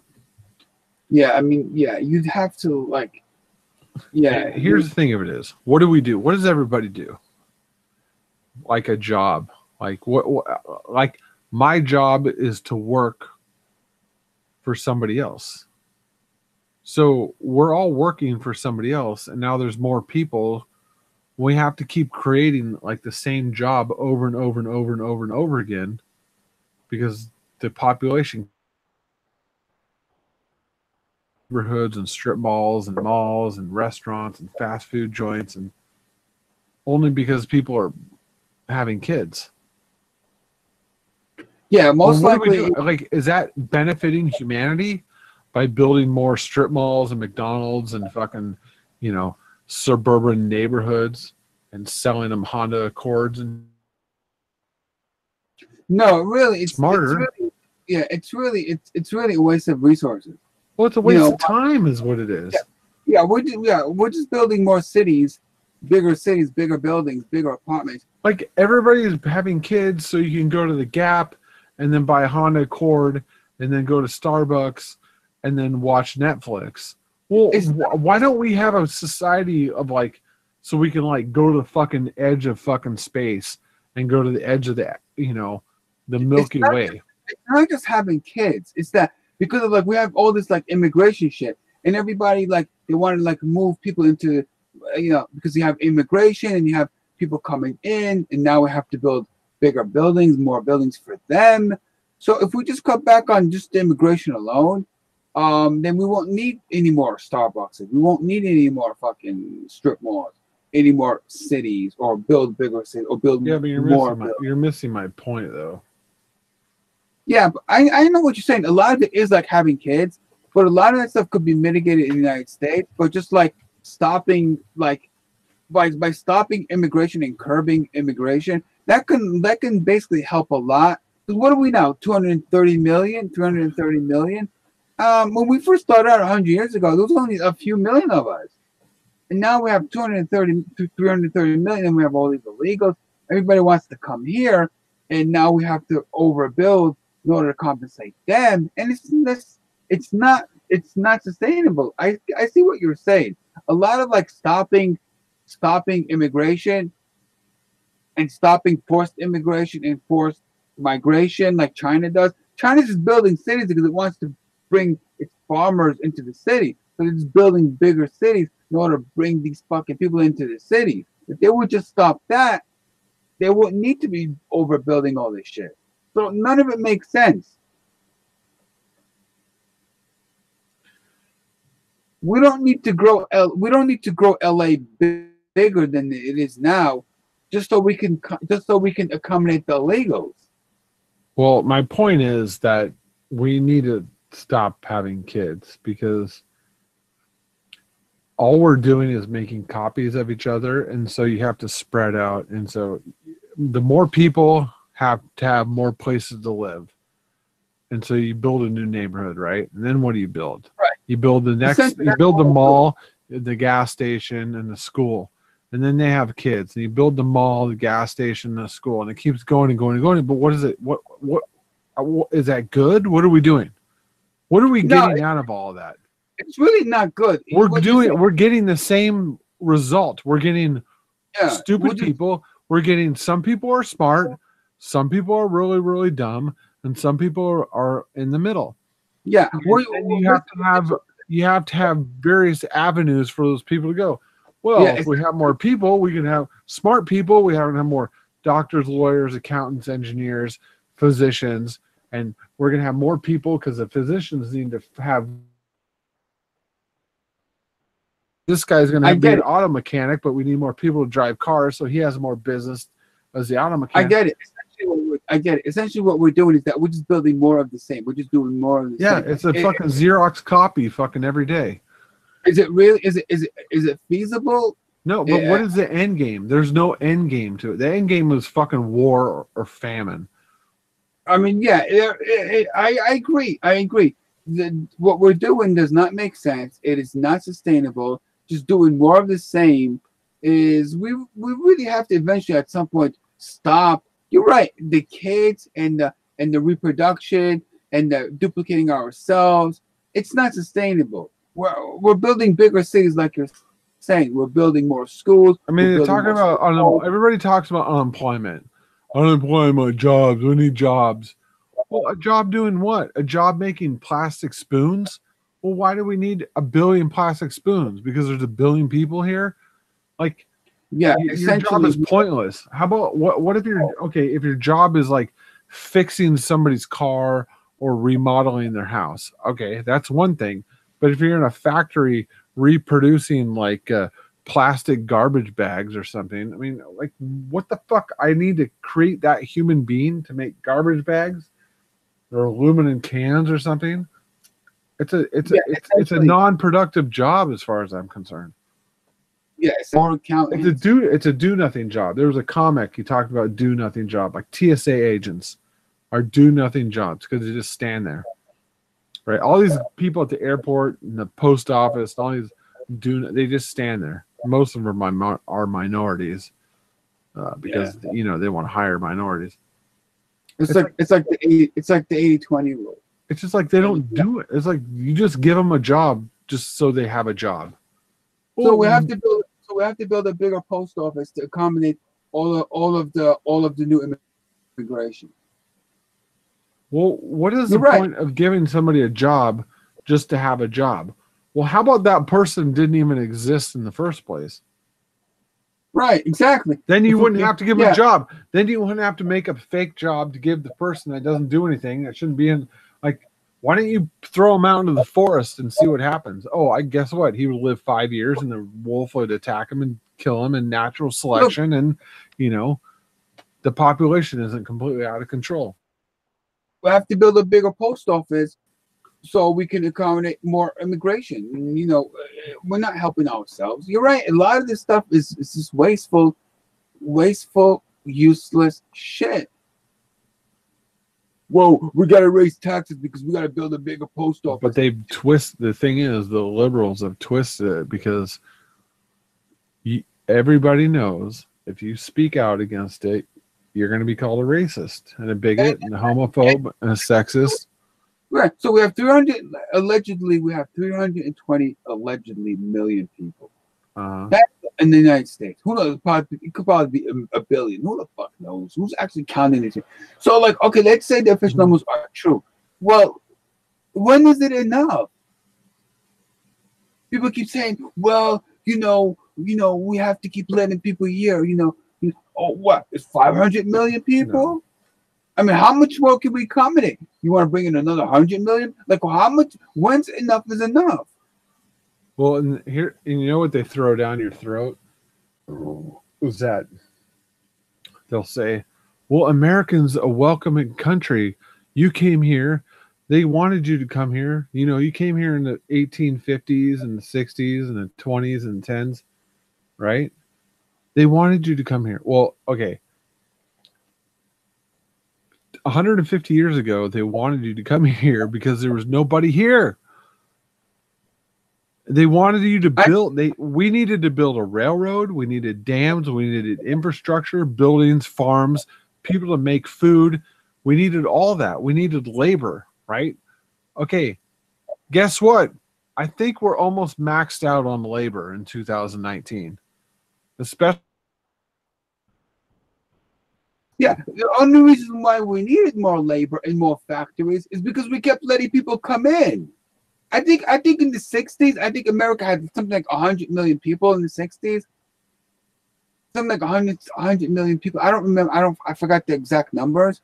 But we added like extra 250 million people to the United States. In less than 50 years, we've added all these.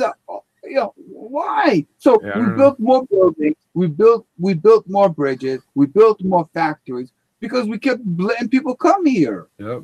So what are we gonna do? We're gonna keep letting people come in. What's the cutoff point? 500 million people in America? We have 320 now.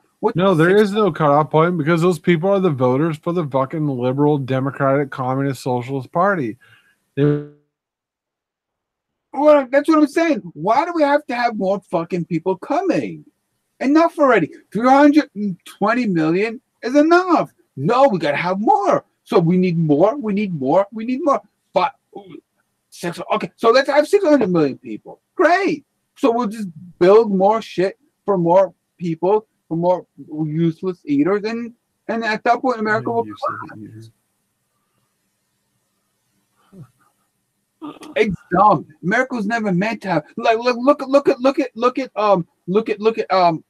fucking Australia. They have like 20 million people, I think. Uh-huh. Their country's like it's almost the size of the United States. It's like bigger than Alaska, right? Yeah. You know, Alaska's like 3/4 the size of the United States.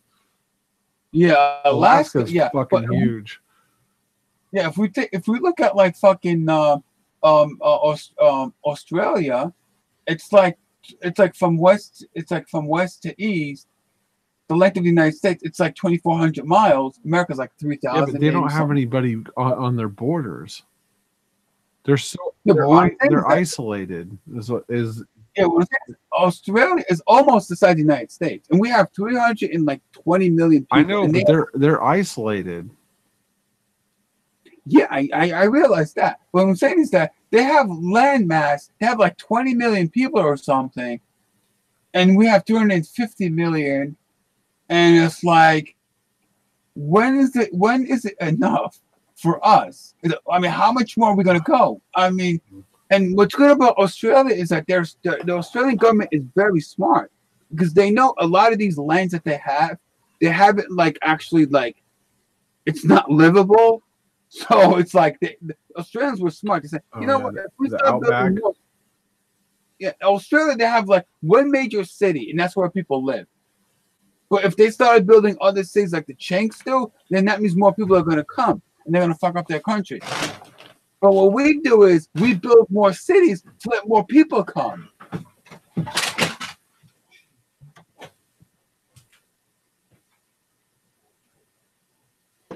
Australia has like 3 cities, and that's it.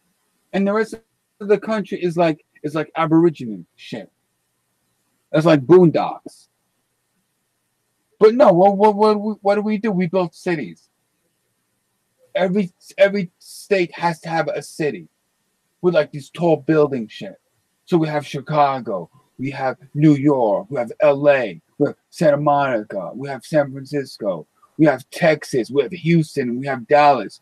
So we're building all these goddamn cities and all these big giant buildings for what? So we can bring more people here.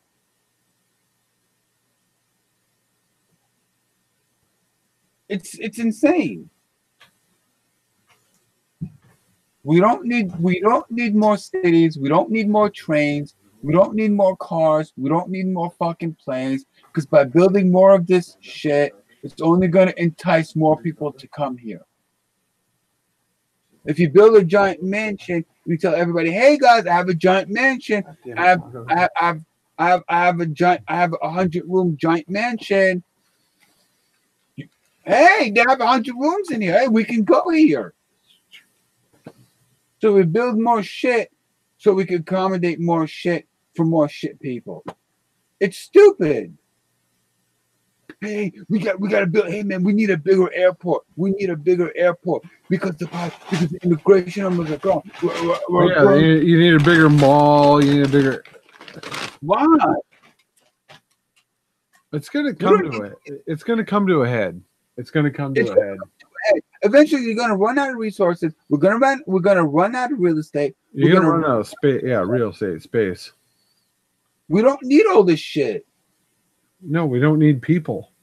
We should be like Australia. They have 3 major cities, and that's it. And the rest of the country is like Aboriginal shit. It's but the problem is people keep having kids. You got to stop people from having kids. Yeah, one way to do it, one way to encourage people to stop having kids and coming here is to stop building shit. When we start building houses, it's the opposite way. When there's people, they build. Because there's a demand. What I'm saying. If we stop building more shit, then people won't come here. No, have anywhere to stay. I'm not even talking about people coming here. I'm talking about people having kids that live here. The more that's what I'm saying. When people have kids, there's a demand, and when there's a demand, that demand is satisfied. So somebody's going to build shit. You can't just say that. You have to stop fucking people from having fucking kids. It's not about building anything. So that's what I'm saying. So by discouraging them from having kids and coming here, and living here and immigrating here. You just said we're not going to build shit anymore, and they'll stop having kids because they say, "Oh my God, I mean, if we have another No, kid, they'll just live on the streets. fuck them." Like, oh my God, honey, we have 3 kids. I want to have another kid. Oh, that means we got to buy a bigger house. But if we say, look, motherfucker, we're not building any more bigger houses for you, that might discourage them to stop having kids, stop having bigger families, and stop coming here. That's a terrible fucking argument. That's a great idea, because if we tell them we're not going to build any more shit, look, we're not going to build a bigger airports just so you can come here and live here and immigrate here. We're going to stop immigration. You're not going to have any more kids. We're not going to build we're not going to build bigger shit for you so you can have more. We're not going to build bigger houses. That's one of the tacos. You're off. That's one of the dumbest fucking arguments I've ever heard. No, it's a great argument. It's stupid. Unless you want to like force them to stop having kids, but like forcibly like sterilizing them, then that's a different conversation. If you want to like do what China did, you know what China did? They reversed that one kid policy, and I think they, because they started growing, they started building more shit. And said, hey, we could allow more kids. China We could builds allow fake buildings. China builds fake shit. But for a long time, China had that policy, that one kid policy. Yeah, I know. Shit. And then we started making iPads and iPhones, and then they needed more fucking workers. And then the Chinese government, they reversed that policy. Yeah, because we needed workers to build our phones and computers. And what did the Chinks do? They reversed that policy. Exactly. And they started building bigger cities so they can build bigger places for more people. You should look at how many of those cities are fake. They build buildings and they tear them down 5 years later and they rebuild them to pump up their economy. No, to make it look like they have a 10% growth every year. You remember when there's like, oh my God, China 10% growth, 10%? It's all fake. It's fake. Yeah, most of those goddamn buildings, believe it or not, are empty. They're like Potemkinville. It's like empty buildings, empty They're all pipes, empty. It's a joke. It's all for TV and the news. These buildings are empty. They're made like shit, and they fucking let them sit there for 5 years, and they tear them down. And they build it again, just so they can pretend that their economy is growing. That's all they want. There's no pipes. There's no sewers. There's no toilet bowls. It's like Potemkinville. It's Potemkin Village. There's nothing in there. The problem is you got there's no fucking way. Fucking some bullshit, and they're like, "Oh my God, China's really growing. How come we can't compete with China? Oh my God, you're a moron, you dumb fucking hoe bag." China's got cities like 3 times the size of LA. That doesn't mean anything. They're all poor. I know, but they got like these cities. They're like 3 times the size of LA, 3 times the size of like New York City. And those buildings in those cities, like you're saying, they're empty. I know, they're crap. There's nothing in there. If they fill those buildings up, they would fall down. They would fall down. There's nothing. There's no pipes. There's no toilets. There's no facade. It's a facade. It's a facade. It's Potemkin Village. Guys, if you're listening to the show, I don't know how many people we have in the audience, but like Google Potemkin Village. There's nothing. They're empty. Russia does the same shit. Yeah, remember the Olympics? The Olympics in Russia, they built that whole thing. There's nobody there. It's empty. Go look at all the fucking the Olympic compounds across the world. They're empty. It's Potemkin Village. Potemkin Village. And here we are in the United States of America, fucking eating cheeseburgers and fucking kicking ass. Suck my dick, fucking world. China is like Chinese city is like Norman Bates. All right, it looks like a building, but it's not really a building. When you look around the building, it's a sound stage. Oh, it's a nightmare. People think the Norman Bates building is a real building. No, it's it's not a real building. It's just a sound Yeah, stage. it's a front. Yeah, when you turn around and you look at it from the other side, there's no. It's not a building. It's like a Potemkin's village. Oh God. There's nobody in those buildings. They're empty. You see the movie? They're just going to demolish them anyway in like 5 years and start building again. Have you seen the movie Boiler Room? I've seen like parts of it, but not. Affleck, where they're trading stocks and shit. Yeah, I think I've seen it on television. I've seen like clips. So of they it. had it. They had another building right next door, and it was all telephones. Right. It was an empty building that they used as a fake front. Right. It's the same thing. Right. They make you look over here. They make you look over here, but then you're actually doing something over there. It's empty. It's all empty. It's Potemkin Village. I mean, come on, man. They got cities like 3 times the size of Los Angeles. Come on.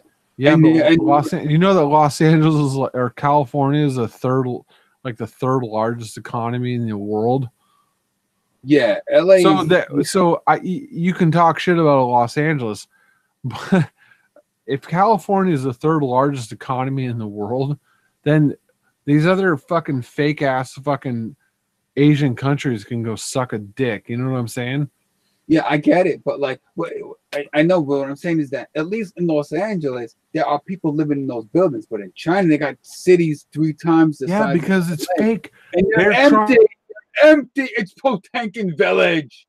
For the U.S., they buy our money, right? They buy our treasuries and they buy our dollars. Right. And so because of that, they put on a front because they want to look strong. So our dollar is strong so that their investment becomes strong. Okay. It's a game. Right. They're just building shit just to keep people busy and at least give them a job. Yeah. And they want to keep busy because they're buying US dollars and they want to fucking, if their monetary fucking value was shit, they wouldn't be able to buy shit from the U.S. No, the Chinese they just build shit just to give somebody a job. Yeah, and so that they can put in the newspaper that their economy is growing by 10. You know what? Remember, they said it was growing by 10% every year. Every year, 10%. China, oh my God, China. I'm like, that's a bunch of BS. They're not growing by 10% every year. Then it went down to like 6%. It went down to like around 7%. It was never even that. It was never that, ever. It's make believe. It's all fake. In village. And then you got people, the morons in the United States, read that, when they're drinking their coffee in the morning. They're like, oh my God, China's kicking our ass. How on planet Earth would China kick our ass? They can't because did they invent the car? Did they invent the iPhone, Intel, IBM, Apple, fucking Google, Facebook, the internet, the list goes on and on and on and on and on. The only thing China's good for is like building is like making dildos. The China dude, your iPhone costs $1,000 right now. If it was made in the United States of America, it would cost fucking $5. Yeah, I mean, look. The only thing China's good for is like China is our slaves of the 21st century. You go to a sex shop, you say, "Oh, I want that dildo on the wall." You open it up, you take it home. It's made in China. Well, the Japanese are making robotic fucking sex slaves right now. Oh yeah, the Japs are smart in some areas. Well, the Japs are perverted. I don't know what their deal is, but Japanese people are very, all that hentai and fucking, anime shit and all those chicks, all the girls look like they're fucking 16 years old, Yeah, that cartoon it's like those shit. motherfuckers are perverted like a motherfucker. The Japs are perverted, but like when you read the statistics about like young people having sex with each other, young people in Japan they're just not having sex.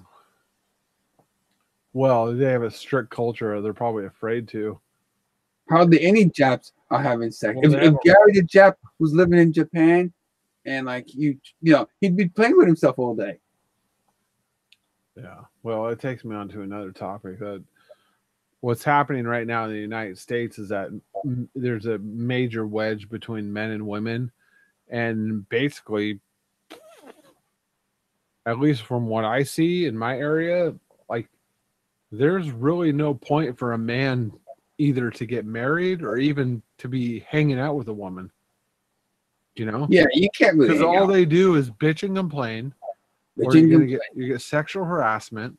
Sexual harassment. Or like they'll take half your shit.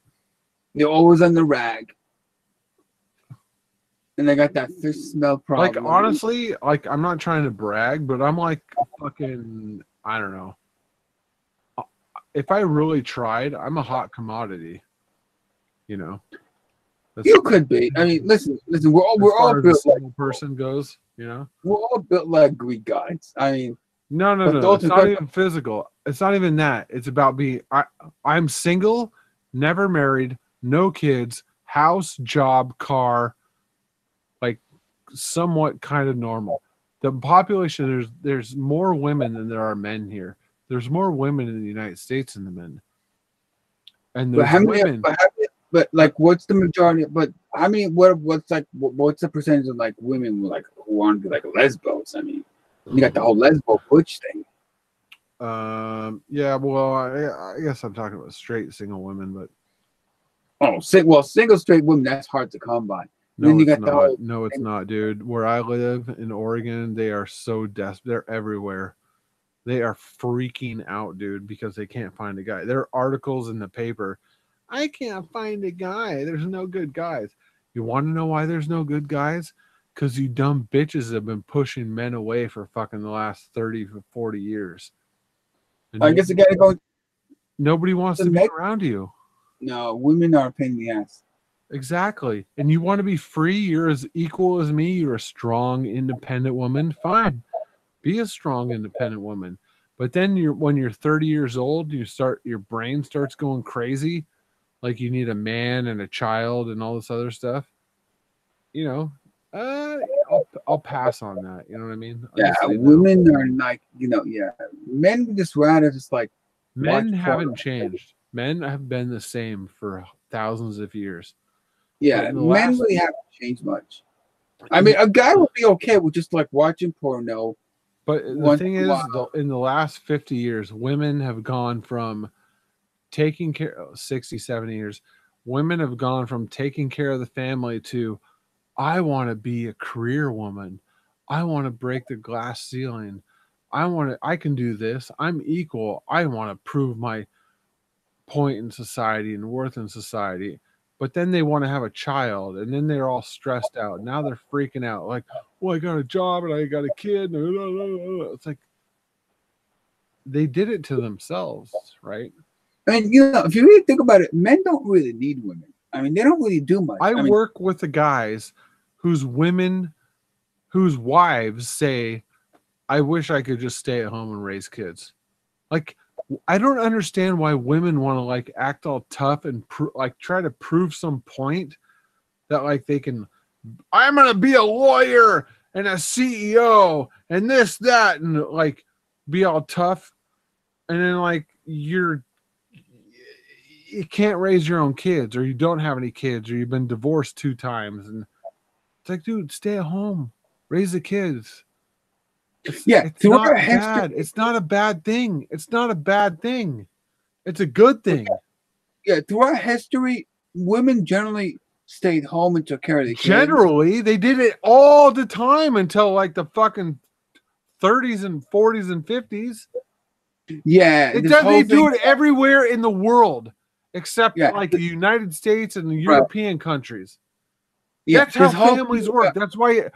Why do you think the divorce rate's so high? Why do you think kids are so crazy? Why? Right. And then they want to take, your kids are crazy. Now you got to be on drugs. Now, you need to be on Ritalin, or you have ADD, or you have OCD. Well, maybe if your mother paid a little bit of attention to you.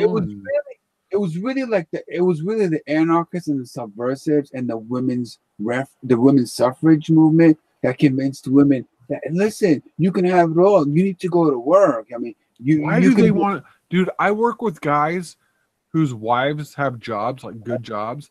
This one guy I work with, she's like, I don't want to go to work. I hate going to work. But they've become accustomed to a lifestyle because she makes good money. I mean, like, I don't know what she makes, like $65,000 a year. You know, government job, retirement. Yeah, I But think she's women. like- I think But women. she's stressed out with the kid, and she's like, if you just stay home, you'd be so much happier, you know. Yeah, the feminist anti-men racket convinced women that they would be happier if they got out into the workforce and It's started so working. dumb. That is the dumbest thing that has ever happened. Most women, I It think, is so dumb.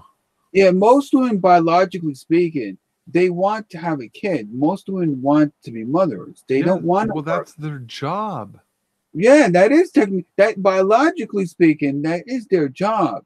But they were And convinced. all of them, Yeah, I think if you were why? on, Because she doesn't have a job. She stays at home and takes care of the kids and takes care of the house. She makes dinner. I think that's what women. I think women were But they happier. think exactly they were happier then. But if you say it, they're like, "Oh, you're sexist. You're demeaning." They take it as an offense. It's like, no, it's not an offense. I'm giving you a compliment. You know. If Yeah, I could life. find a wife, if I found a wife that could just wanted to stay at home and take care of the kid and take care of the house, I would get married fucking right now. Yeah, But it's like you don't know what you're doing, because even if you do that, 10 years, she could just. yeah. So, Women. Yeah, women were sold a bill of goods by other women who convinced them that Oh, you'd be absolutely. better off if you were working. You have to be equal to men. You need to stand. You need to stand up for your own rights. Not Yeah, equal. they totally destroyed. Yeah, women. Yeah, it's really fucked up. We're not equal. But deep down inside, if women today were honestly would be honest enough to answer the question, would you rather be home taking care of their kids and raising kids? If they really were honest and Yes, true with themselves, it would be. they would admit, yeah, I'd rather be Absolutely. home taking care of their kids. I guarantee it. Every one of them would rather be at home. But they can't. But they cannot. But they can't admit They're it. trying to live. What they're doing is they're trying to live up to some narrative that they've been sold a bill of goods of. Right. They're like, oh, I have to represent all the other women. You know, Right. I have to do it, and it's like, no, you don't. You have be to your own person. You got to take it for the team. Yeah. Don't you know we're in the struggle? Don't you know we're in the struggle for women's rights? But what does that? That doesn't mean anything. It's fake. That's Yeah, fucking fake, man. Males have a. Yeah, the feminazis. In every animal fucking kingdom, from human beings all the way down to fucking goddamn, squirrels or whatever. The feminazis, they destroyed marriages. Well, yeah, I'll never get married. No, because nowadays it's very hard to find a woman that wants. Now if you were a rich guy, let's say you had like major FU money, and you just wanted to have a wife or a girlfriend, and just said, "Look, honey, all I need to do is stay home, take care of the kid. I'll take care of everything." Then that's doable. But in this day and age, it takes two incomes to pay the bills. I mean, so, look, you have women you have men and women who are married who don't have kids, but it takes two incomes, two salaries, two paychecks to pay the bills. Yep. So and that's the problem. And then the woman goes to work and deals with the kid, and she's super stressed out all the time when she should be just taking care of the kid. And the man would take care of the monetary aspect of life and the bills and everything. But, and it goes back to what I said before. As the population increases, we get tighter and tighter together. So your skills and your abilities become less desirable. Every time there's another kid born, whatever it is you do for a living, there's one more person to compete. There's more competition because the population continues to grow. If you're the best guitar player in the world, every single day there's another person that's coming at you to take your job. Right. There's always somebody better. And it's never going to stop. No, there's always somebody better. It's a tough racket. It's complicated. They made it worse by complicating things. There's no real solution. Once the cat is out of the bag, it's very difficult to go back to the way things were. And men just don't make enough money anymore to raise a family on one income. Now you have to have this double shift narrative. It's a disaster. And they even convinced women in China to, you can have a kid and you can have a career, you can have a job. It's really not, it's possible, but in majority of the cases, it's rare that it is possible. And in the cases where that is a dump. Yeah, it just over time it just it's a complete dump. It's like a fucking, you want to talk about slavery? China is a complete dump. I think kids need to come home and know that their mom is home, taking care of the house, cooking dinner. But this, mom comes home at 6 o'clock, the kid's home, you gotta cook dinner. It's not a good way. It's not a good situation. It's not. No, it's not good at all. And they use the schools as a babysitter, basically. And the schools is a babysitter.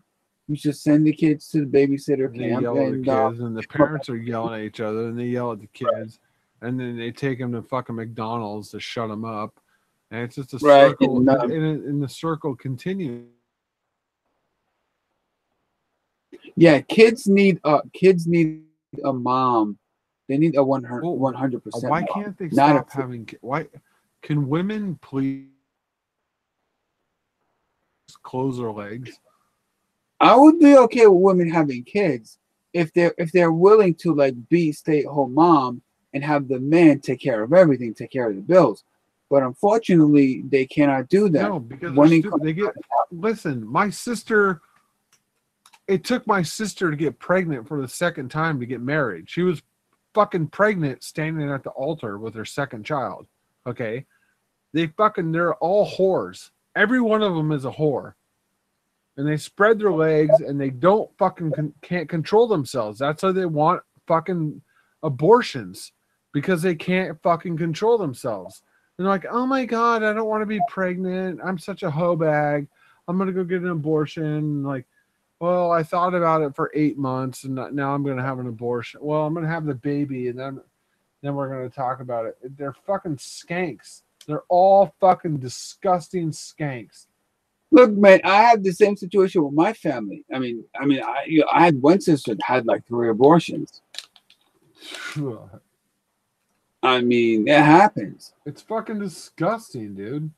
Well, I was sex with my boyfriend. It wasn't planned. It was by accident. No, you took your clothes off and spread your fucking legs because you're a whore. I'm like, why weren't you using pills or birth control? Control yourself. Well, it happened so quickly. It wasn't planned, and it got hot and heavy, and he didn't have a condom on. But at that point, it was so hot and heavy. There was no turning back, and he fucked me, and I got pregnant, and I'm gonna have to have an abortion now.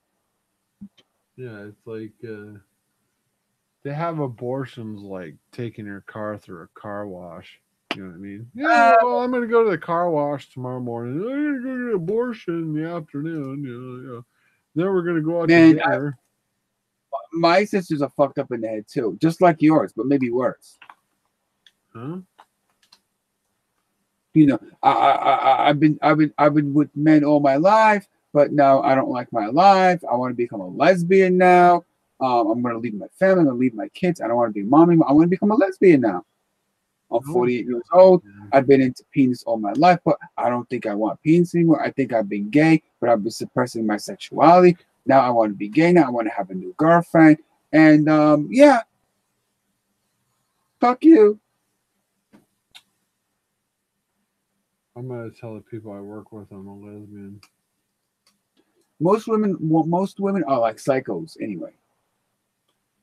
And look, by the way, men don't really need women for much. I mean, men would be happy like watching porn, rubbing one out, and on occasion, if they feel like they need to get the real shit, they can just call up a hooker, have a woman come over their house, do their thing once a week, once every couple of days, once a month, whatever it is. You know, pop on the Viagra, get on the telephone, have a woman come over. And the men are just happy doing that. They don't really need women. Women don't really. In real life, we're going to keep it real, and we're going to keep it real. I don't know how many listeners we have. I don't know who's reading in the peanut gallery. I'm not watching the live show. I don't know.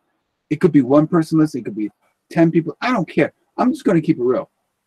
In reality, men don't really need women. If they need to get laid, if they need sex, there's always a lady they can call up and she'll be glad to come over. All right? That's what they have. That's what those women are for. All right? Call her up. How much? Whatever. Come on over. Yeah. Men don't need women. They're happy without women. And that's what women don't realize. Men don't need women. We don't need them. You don't need women. Like seriously, what do women actually offer in a relationship? And most times they don't like, especially like with men. Do men really need to get married to women? Is it really fucking religious based? No, I mean like take for example, like you know, look, I've had friends, you know, who are like, well, I got to get a girlfriend. I'm lonely. I want to get married, whatever it is. I'm thinking, dude, your life is so fucked up as it is. You can barely even take care of your own bills. How are you going to take care of a wife? Seriously, if you need to get laid, there's always the telephone. A woman will be gladly to come over to your house if the price is right.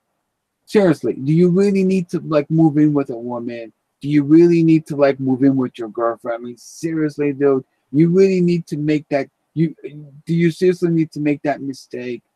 Men don't need women.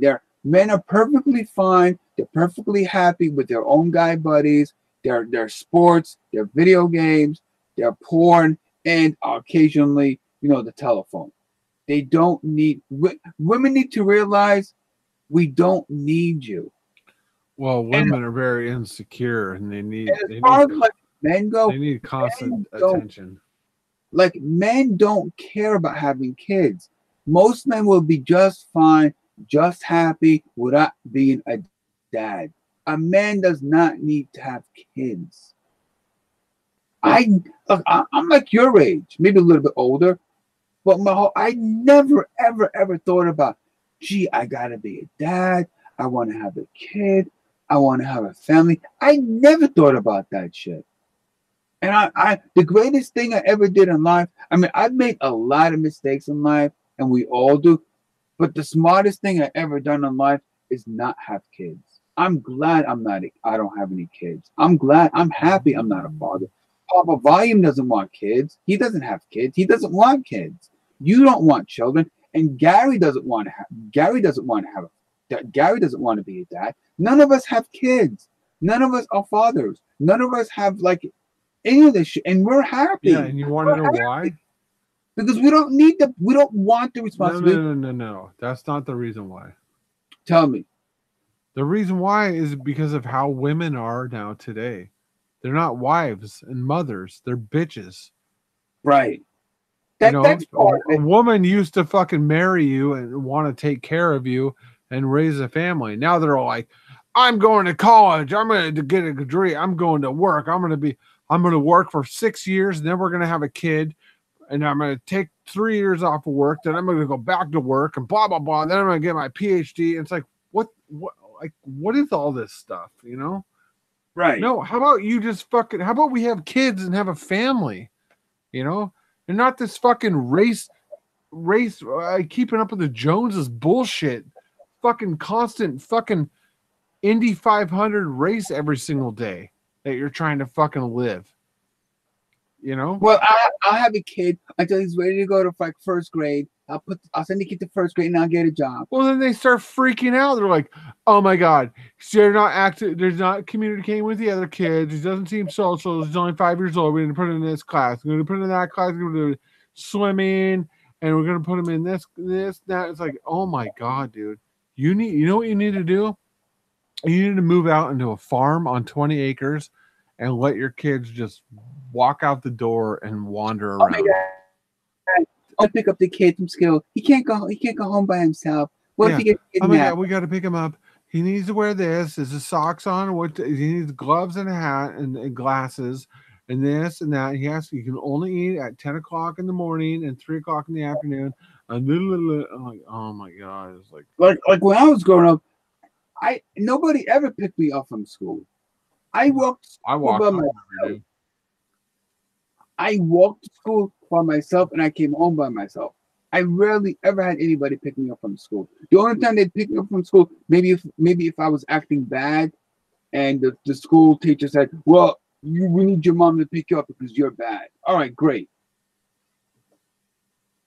Well, now you got kids. Oh my god, who's gonna pick up the kid from school? Oh my god, who's gonna take the kid to home? Who's gonna take the kid to school? Don't they have like school buses? Oh my god, oh my god. No, they'll call their kids an Uber driver and some fucking. Oh my god, my Uber, kid's getting bullied. My Uber kid's driver will pick your kids up. God, my kid's getting bullied at the school bus. Who's gonna pick up the kid? You know, like how the really rich people, like their maids, basically raise the kids, Right. like because they're never around. It's like, Right. And then the nanny becomes their mom. Yeah. Oh my god, who's gonna pick up the kid? Who's gonna pick up the kid from school? Oh my god, oh my god, my kid didn't call home. Oh my god. oh my god. So we're raising a bunch of like pussies. Oh, that's been happening for a long Oh time. my god, my kid's getting bullied in school. We have to take him to therapy to work out his feelings. How about like take him to like boxing lessons? Oh my god, we got to take the kid to the psychologist. Yeah, it's always the woman that's freaking out about that. Oh my god, I got to take the kid to my therapist. Find out how we have to talk about. Dude, I work with a guy and his wife calls him every morning, and he says, "I don't know what's going on." And her daughter's like 6 years old or whatever, 5, 6. Right. Oh, and she's not normal. I wanted to have a normal kid. She's acting like this, acting like every morning at like fucking 7:30. She acting like that. No. I'm like, and he's like, "Oh my god, dude, it's a kid. It's just a kid. The kid doesn't know anything, right? Just let it grow up." You know what I mean? The kid acts up. He acts up. Let the kid grow up. It's 6. It'll be 7. Then when it's 15, it'll be a totally different person. And when it's 20, it'll be a different person. And when it's 30, it'll be a total like. But he's got this psycho wife that's like, oh my god, freaking out about a fucking 6-year-old. Fuck. I'll tell you this. My sister is such a horrible parent. Her kids are like 9-year-olds and 10-year-olds, and they bawl her out every day. Mommy, you're a bitch. You're a whore. We hate you. We hope you die. And she's like, why do my kids talk to me this way? And I said to her, because you're cursing them out every day. They talk to you like that because that's how you talk to them. I'm like, go read like a book on like parenting. They curse you out because you curse them out. When you tell them, I hate you, I wish you were never born, what do you think they're going to say to you? Fuck you, mom, I hate you. I wish you died. We like daddy more than you. And she can't figure out why her kids are wild. Yeah, you know what, Tacos? I don't believe any of that. No, they do. I've heard my kids bawl her out. Your like that. kids? No, her kids. Like we would be like hanging out and doing Skype, and I'm talking to the boys. What's up, kids? What's up, boys? What are you guys doing? And their mom would come in, fuck you, mommy. We hate you, mom. And their mom is Where's like, the well, father? Well, they treat their father with respect. The father's in the picture. He's there. He's a full-time dad. But like, because she talks to them like that, and they talk back to her the same way she talks to them. Well, I hate you too. I wish you were never born. I never wanted you. I should have aborted you. And they're like, well, I hate you too, mommy. And I say to my sister, well, they are a reflection of you. They talk the way they talk like that to you because that's the way you talk to them. They don't talk that way to me, and they don't talk that way to their dad. They respect me and their dad, but they don't respect you because you talk to them that way. One time they were acting up with me, and I said to the kids, you know, I love hanging out with you guys. I love doing guy stuff with you. You know, shooting games, playing games. I love doing all that guy stuff. But you know, if you're gonna misbehave and you're gonna act up, I can't have that. I can't be around you guys if you're gonna be acting up. I can't have it. You know, I need you guys to behave and act like boys when we're hanging out together. Because when you start acting up, I can't have this. And they understand that if they want to hang out with tacos, they have to behave themselves. And my sister just can't understand why her kids curse her out because you're bawling them out every day. It's a shit show. It's a shit show. And it's like what you're saying too. You got parents out there nowadays who want to be parents. They want to have a career. They want to have everything. They have fucked up kids. The kids are on like Ritalin. They don't know which way is up and down. They have no role models. They have no guidance. And you end up, and then they wonder why, you know, a kid goes crazy when they start shooting up at school. I didn't know my kid was such a good, quiet kid. My kid, I don't know why how could my kid have shot up to school? I don't know why my kid got the guns, shot up to school. My kid was always a good kid. They don't even know what's going on with their kids. It's a shit show. It's a fucking shit show. And I don't have the answers, guys. Guys, I don't have the answers. I don't have the answers. It's discombobulating. The world is discombobulating. And all I got to say is good night. Keep stacking. Keep hodling. Catch you on the other side. Or smear. It's getting late. I'm going to go to sleep.